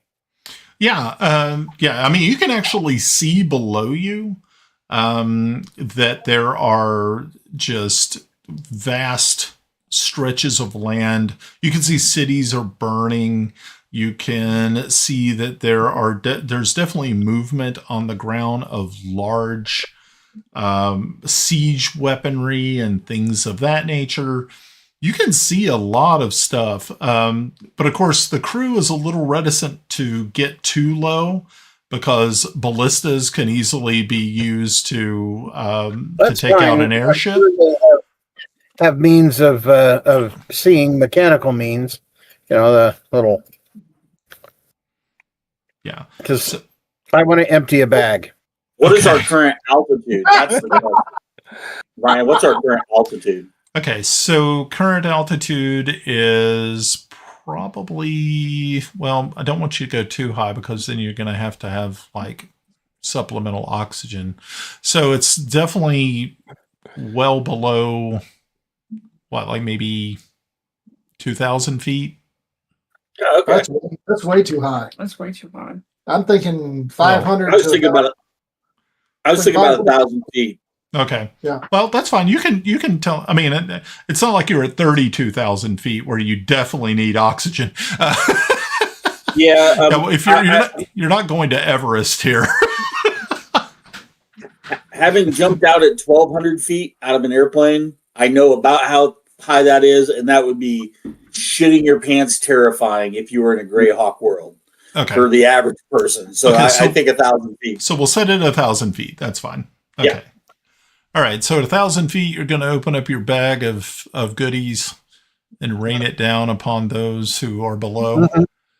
On the undead. Cool. 45 minutes later. I am sorry. I have probably a stupid question. Exactly where is our location right now? Okay. So I will bring up the old map here and I will show you. Between Krakenheim and Greyhawk. Yeah. Kinda. Not really. Russ, it takes 8 seconds from 1,000 feet to hit the ground. Okay. Does it? Approx. I was just thinking about the amount of crap in there. Well, if it's 8.69 Well, gravity meters is a constant. per second, and we're 1,000 feet. I learned this in 1,000. Sky Marshal School. Oh, that explains so much. Okay. So are we So- over the Rip Canyon or something? Right now, you are over the city of Redspan. Redspan is in the southern part of the Duchy of Ten, and you can see that it's on fire. Oh, okay. Oh shit! Hold on. Yeah. Okay. All right. So, Okay. yeah, if you kind of, I don't know if it's easy to follow or not, Yeah. but you're actually pretty close after the 3.5 days that you've been. You're not too far away now. Okay, and sorry to get distracted, but I came across something called the Free City State of Stoink. Stoink. Stoink. Stoink. If there's ever Wow. a place for us to crash, it's in the free city of Stoink. Stoink. Okay. Okay. I see where we're at now. Okay. Okay. All right. Good deal. Okay. Yay. So, yeah, what the difficulty I had set on that was that there was a 30% chance of you running into something particularly nasty. And one of the rolls was, let's say, a 49, a 95, an 80, and a 64. So I was like, shit, lucky you guys. Because I was definitely trying to like do something, and I was like, well, okay, well, it didn't, but that's fine. So, so you empty the bag scatters its contents, and you can see it raining down onto whoever seems to be below. Like I said, 1,000 feet is kind of it's gonna go a ways. Yeah, it's gonna be something. Of course, you will probably never know what actually happens, but now you have a bag of holding that is completely devoid of fecal material and urine. It's a nice, clean bag. Yay. You've been holding on to that bag for a long time. Timble, there's your escape route. If we fall, you jump in the bag and let the bag float down. No. I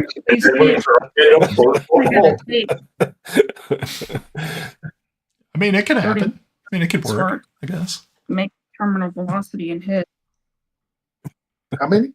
It'll take 32 seconds for it to go from 31 feet to 0. I mean, from 1,000 feet to 0.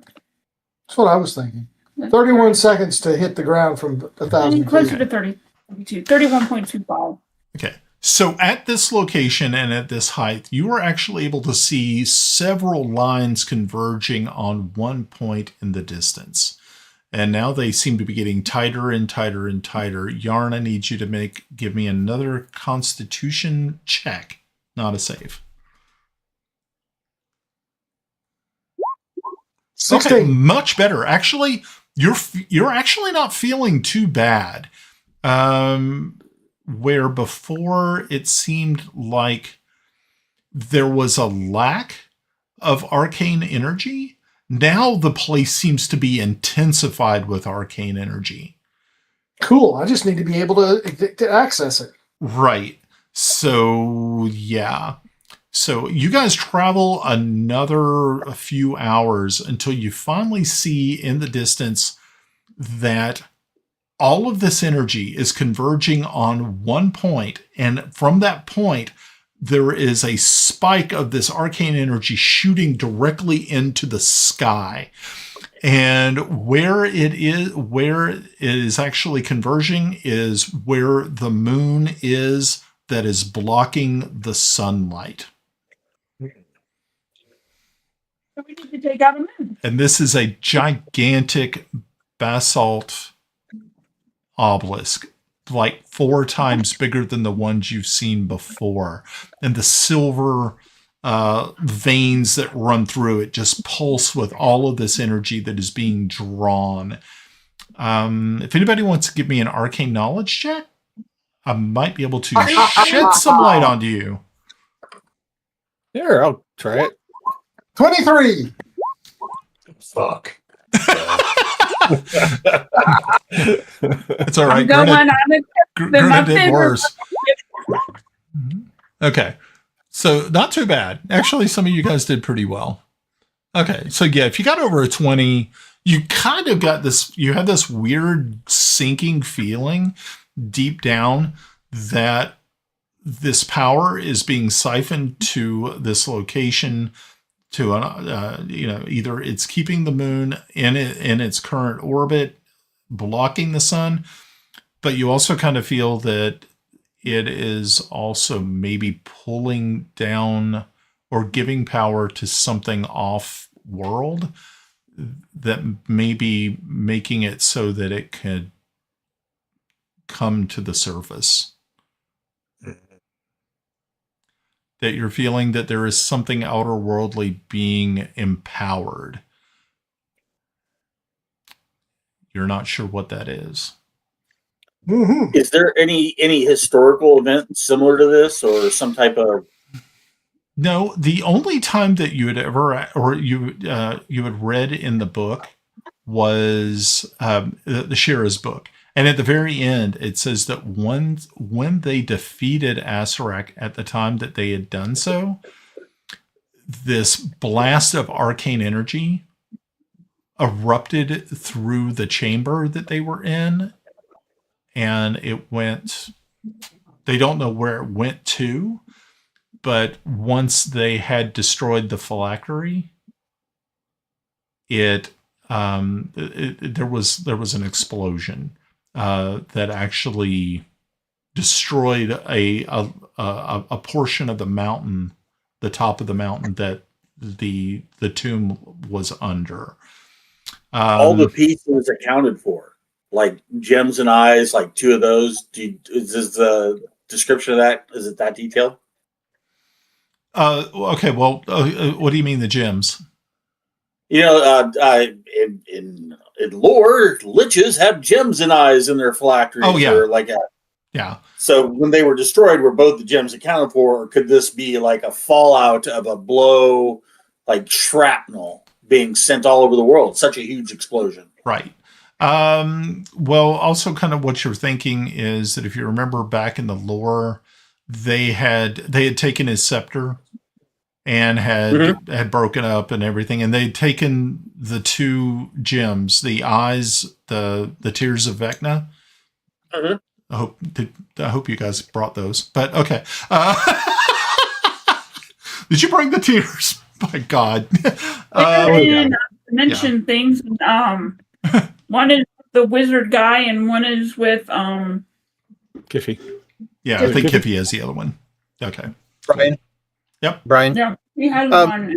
When we see that spike going up into the sky, yes, towards the moon and all of that, I'm going to go to the ship's captain, not the sky marshal, and see if he has any charts by which we may start looking, plotting, and see if we can see exactly where it is on the map.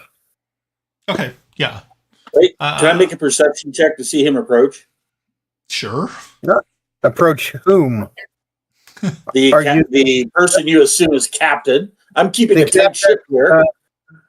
The captain's shadow, is that you? The captain's shadow. I roll a 20.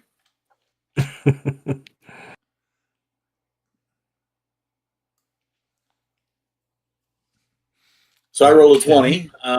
If that allows me to see him approach him, I give a nod and say, he's a cadet. It's okay.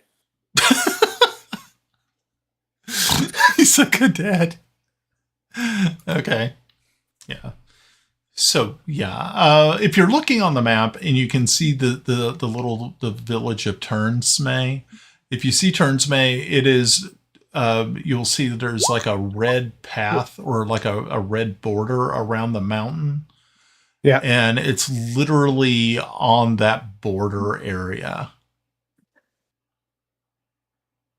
So the border area that's coming that intersects the other. Yep. Because if you come like due east.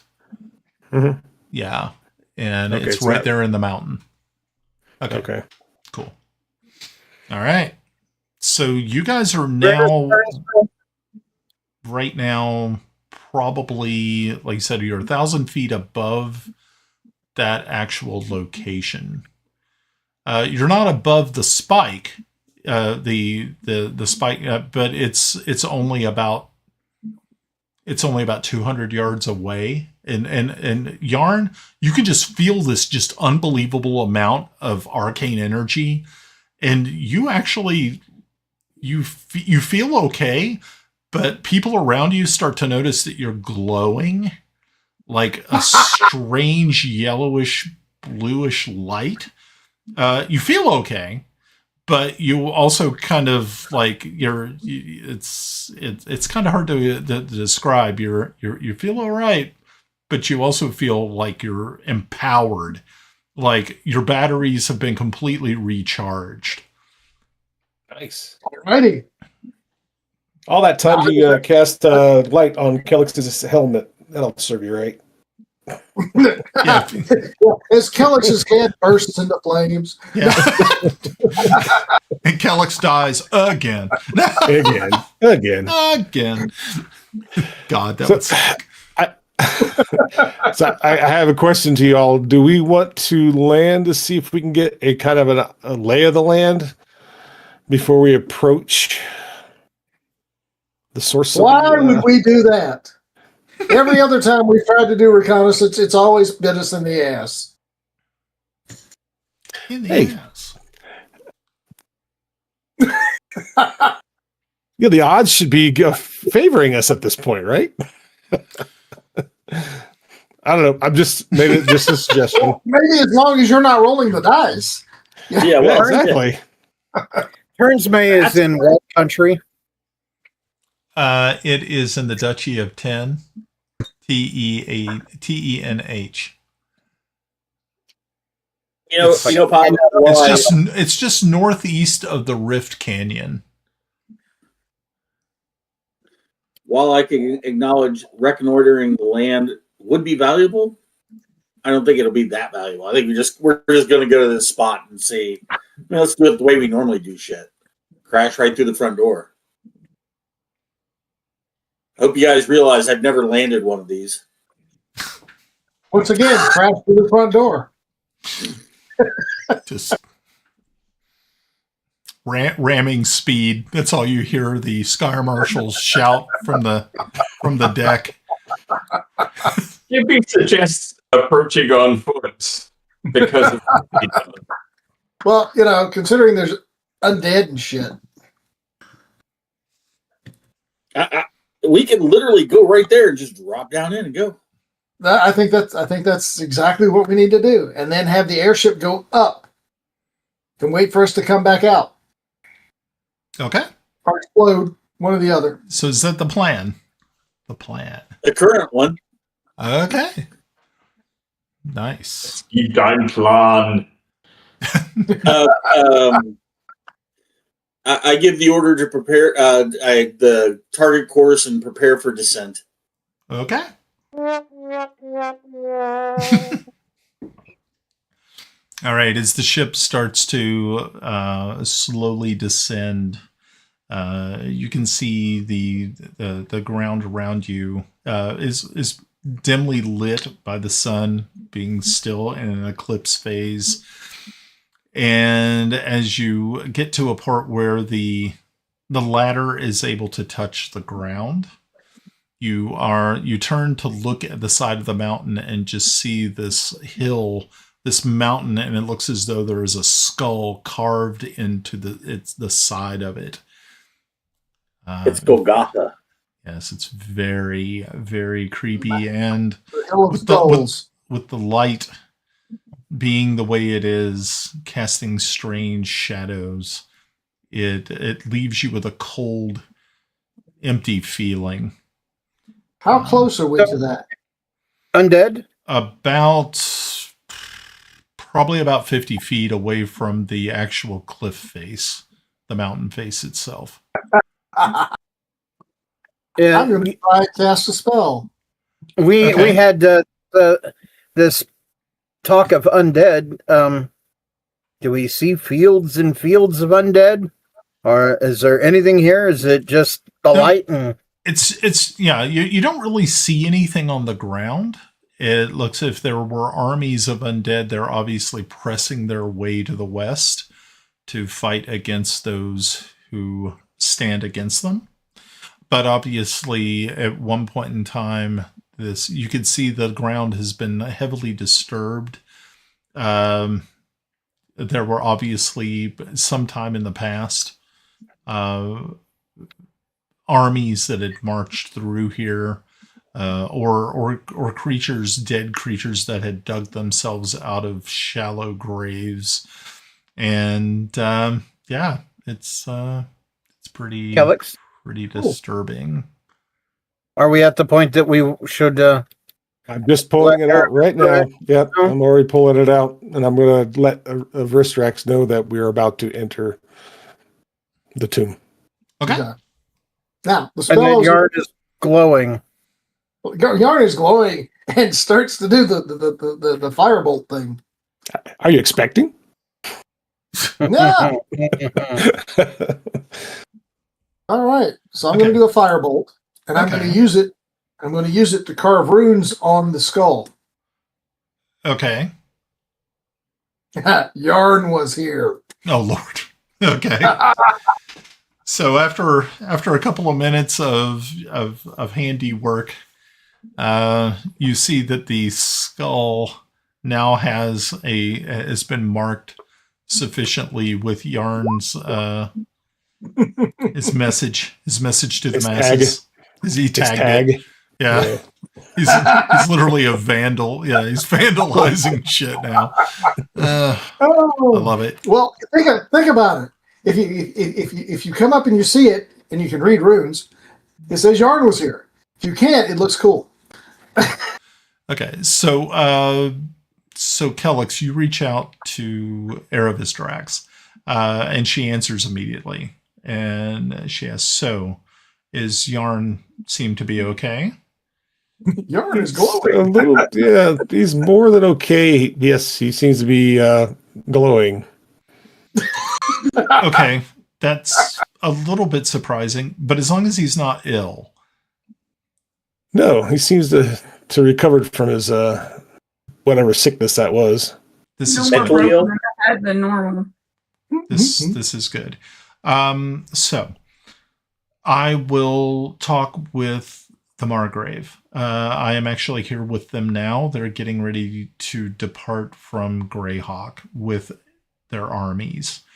So I will talk with him, let him know the situation, and we will try to get to you as fast as we can.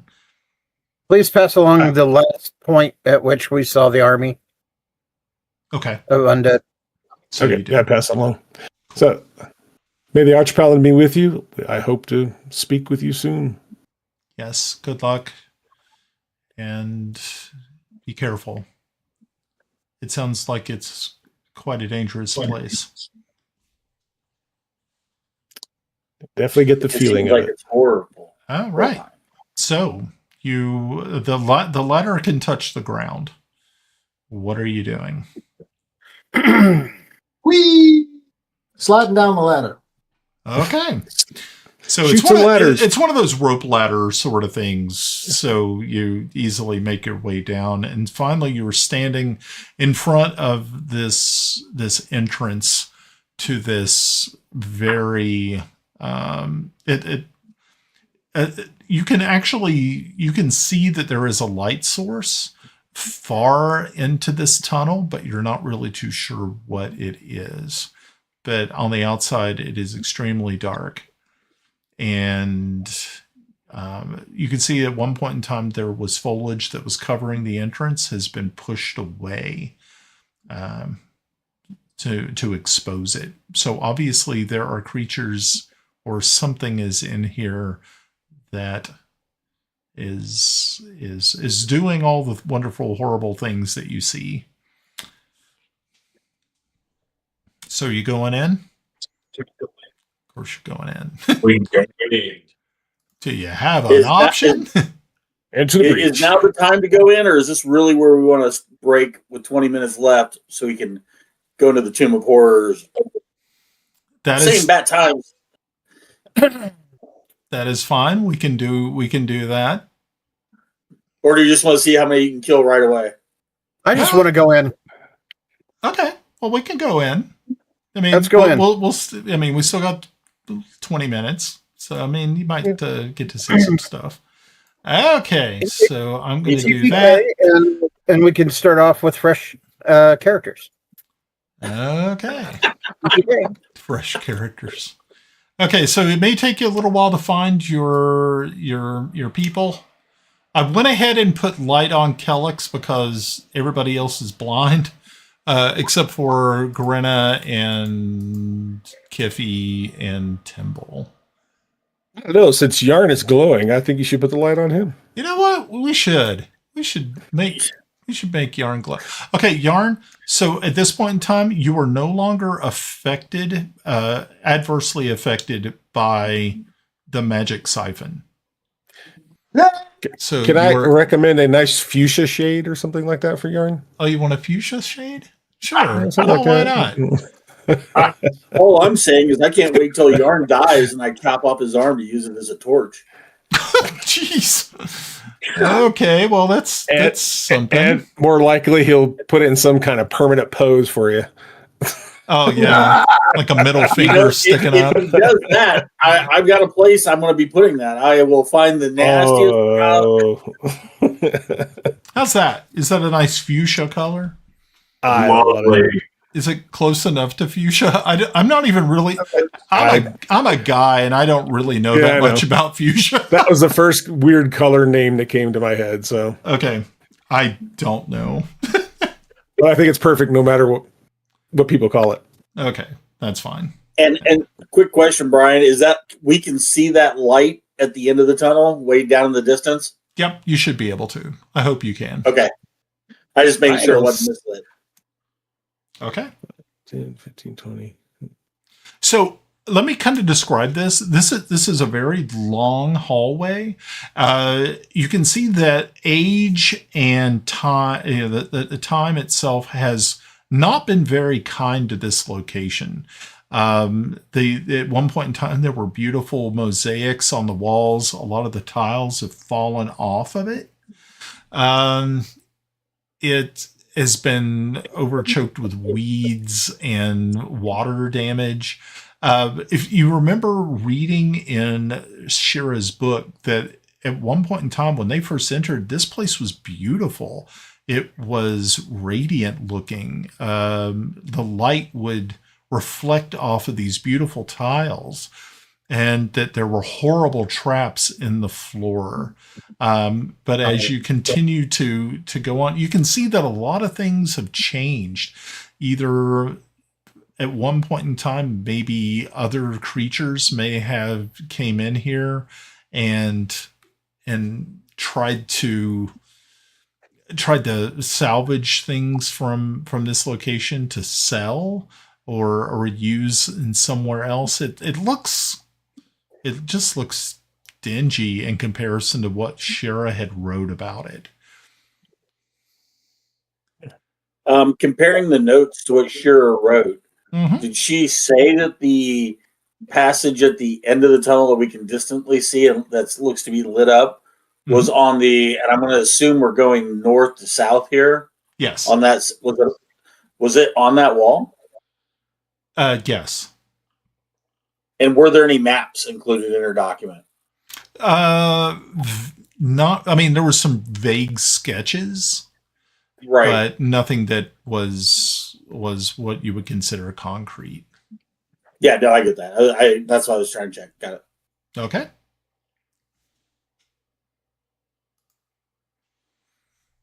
So, here you are.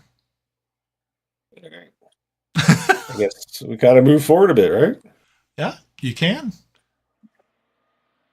I'm checking for traps. Okay. So Kelex, as you step on this one area, you can feel that the ground kind of gives just a little bit. And you can see that it is very loosely packed earth. That at one point in time, this was a pit trap that somebody had actually taken the time to fill in, either with dirt or debris from the walls. But it is no longer seems to be effective in its original capacity. Timble? Yep. Would you like to walk with me? Not really, but let's go. Not really. All right. So yes, you can check for chaps as we're kind of meandering along. Mhm.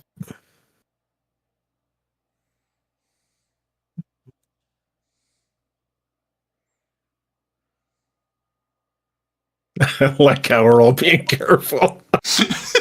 I think that's probably the most careful we've ever been. Yeah, usually you guys are like all over the freaking map, like going, "Oh, I'm over here. I'm like 200 yards away from my buddies." You all are like, "Fuck this place." The drawing, kind of the drawing on the floor here, looks like a snake. Do we notice that? Yeah. It is, yeah, it's like some of the mosaic tiles are of a different color, and they just kind of wind. You're not really sure if you should follow them, but you kind of feel that maybe it's not a bad idea. That's what I'm kind of doing. I'm trying to...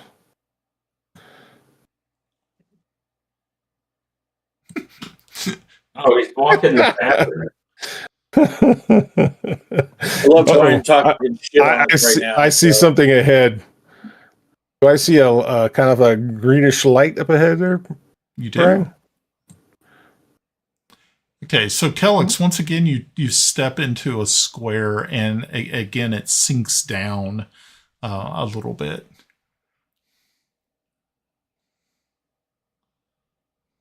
Hey, Kelex. Yep. A trap up there. Where at? That green thing that's glowing in the distance, it's a trap. I can imagine.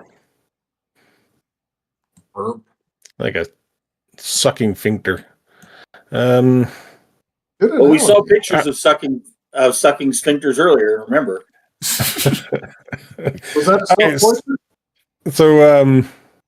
so what are we seeing? What are we looking at here, Brian? Okay, so what you're looking at is a portal that has been activated. Directly to your south is this hideous demon face with just a gaping mouth. Darkness is all you see inside of it. So this is a portal, and there's this is a little like entryway then.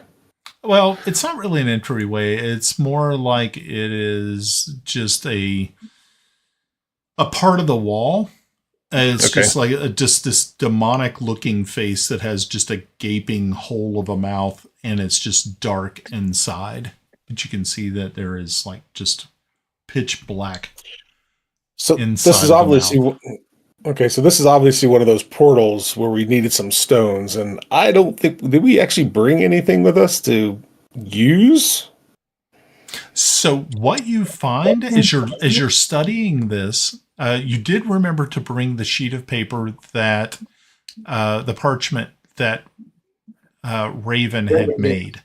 That would get you to another part of the another part of this tomb. Was there, and what kind of information or instructions did Raven provide? Okay, so there should be 3 stones. There is one is the color red, one is green, and the other one is blue. And you have to make sure that they are in the proper locations. Gotcha. Okay, so you can pull them from the wall, and you can move them around. Okay, so it's not stones we had to bring. These are stones that are already here, bedded in the wall, right? Right. Okay. So the empowered portal, if we take the stones, does it stop being powered? Yes. Yeah, if you pull one out, And it looks you will like a see. big demon face. Yes.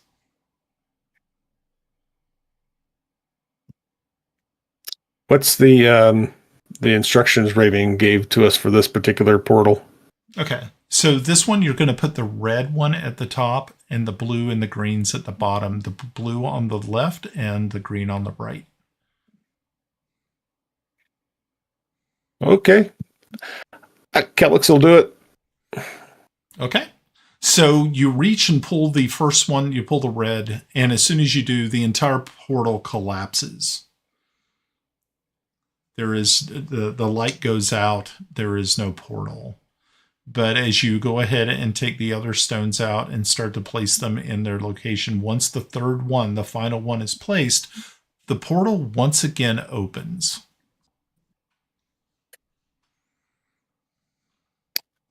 All right. I guess I'll go first.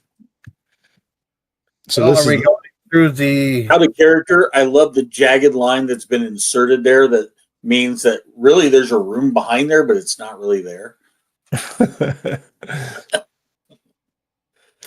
You were saying, Timble? Well, I was going to say, are we going to go through? Did you set that up on the one that's empowered as we walked up, or did you move it to the other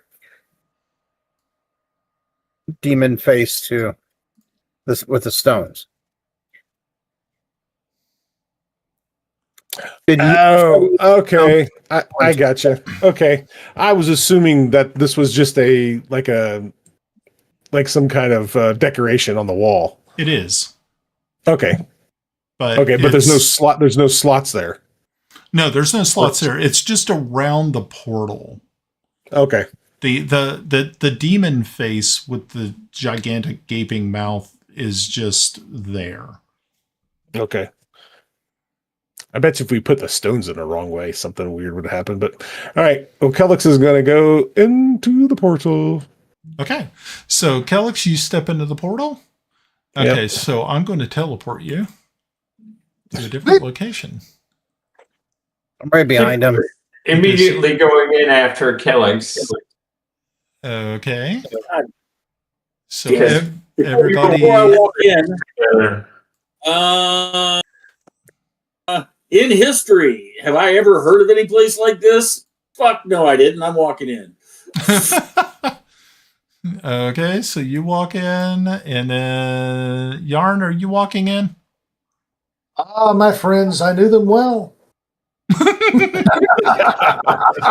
waiting to hear any screams that come out at the end, right? Grenna, you also going? Yep. We're not yet. Okay. So here we go. 6 adventurers walk into the Tomb of Horrors. And one walked up. Who will it be? And never come back ever again. Okay, and boom. You show up in a different location. And as you do, you see that you're inside of an ancient temple. Or maybe it's like a small sanctuary.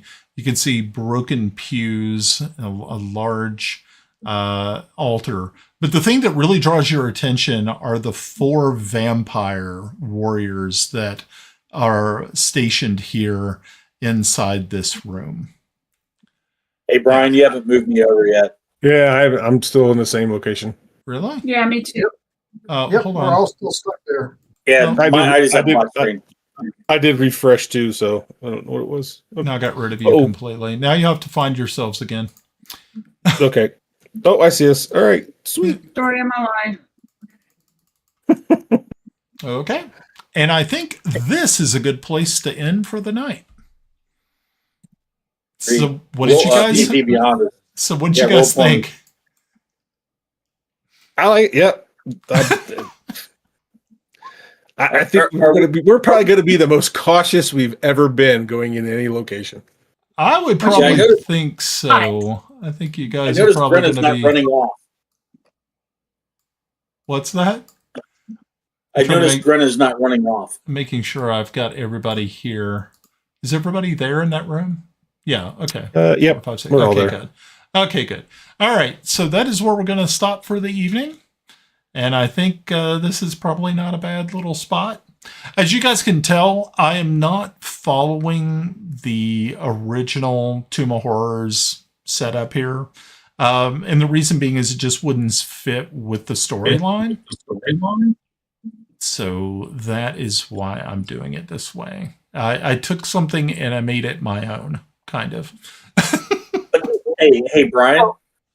When you're talking about world building and D&D back in the day, this is what you did, and that's why I love.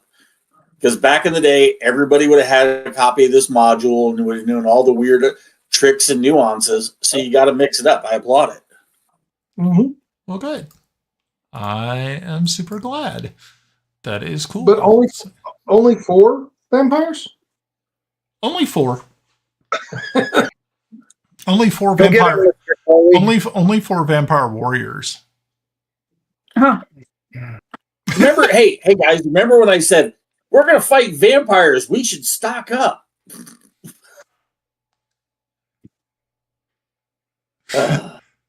So big thanks goes out to the folks in chat. Thank you guys for visiting this evening and chatting with us. We absolutely love it when people chat.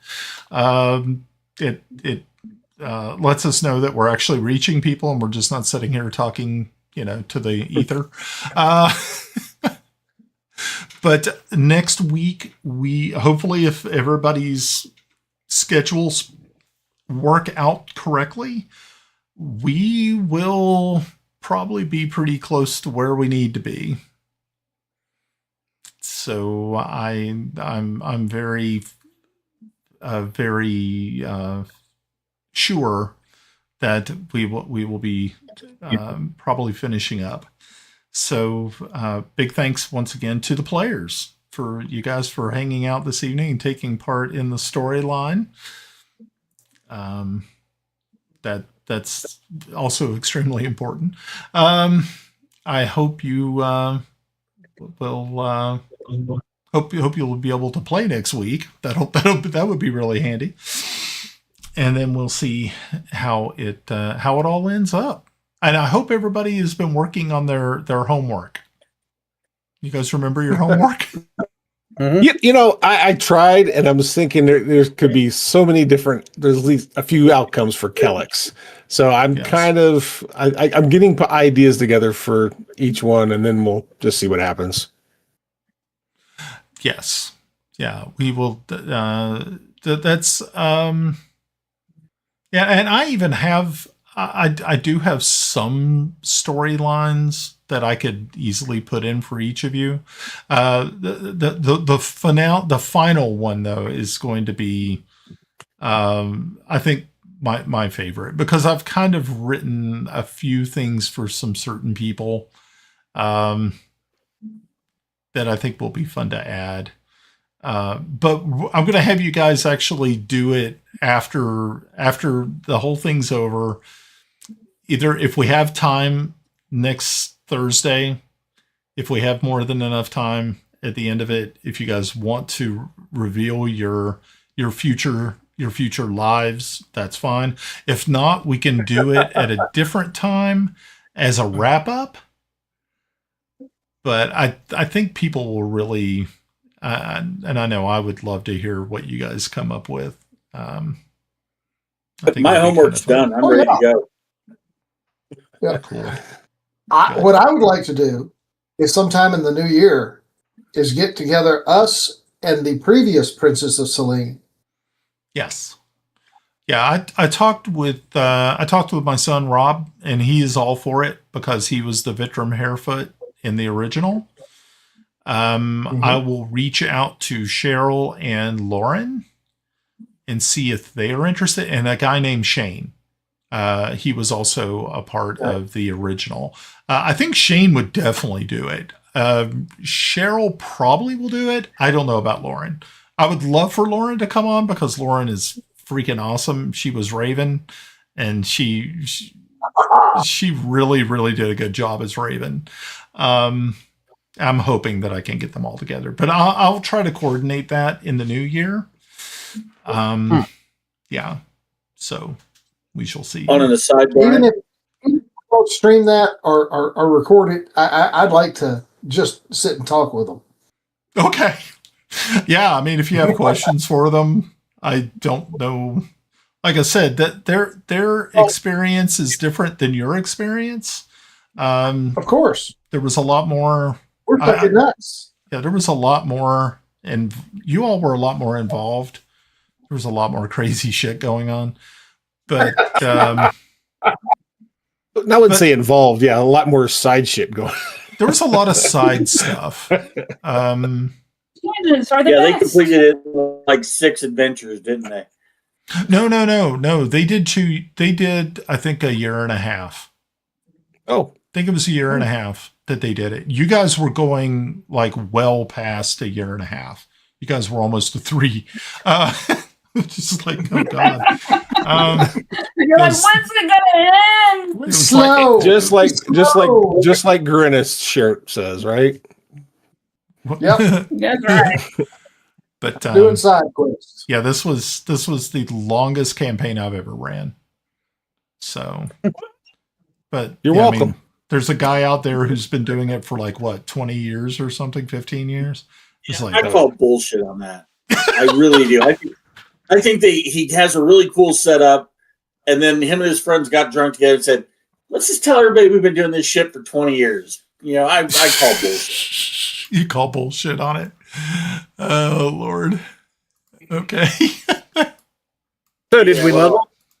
No, Did we level? you didn't fight. Hey, for the record, in case Level? anybody's finally watching here at the end, Russ asked me the other day about running another game, and I'm like, yeah, there's a Dune game going on, there's Pov's game going on, and I'm like, well, could I run a one-shot or something weird? So there's a poll up, Top Secret, Paranoia, Rocky Bullwinkle, or Star Wars. I haven't played Top Secret in 45 years. I don't think I've ever played that one. Yeah, We talked about it, but I don't think we played it. I think the last time I played Top Secret was, I think, 1988. Something like It was- that. Yeah. The last time I played Top Secret was right before I joined the U.S. Army in the MI field with Scott Bighorn. Ha, ha, ha, ha. Yeah, the fella in the guy in the mail room and the 1st of the 41st Mechanized Infantry, he had a copy of it. And we all met at his house and played. And it was good. It was fun. Ed, Yeah. didn't you get a copy of it? I did, but nobody wanted to. Imagine having a copy of a game called Top Secret and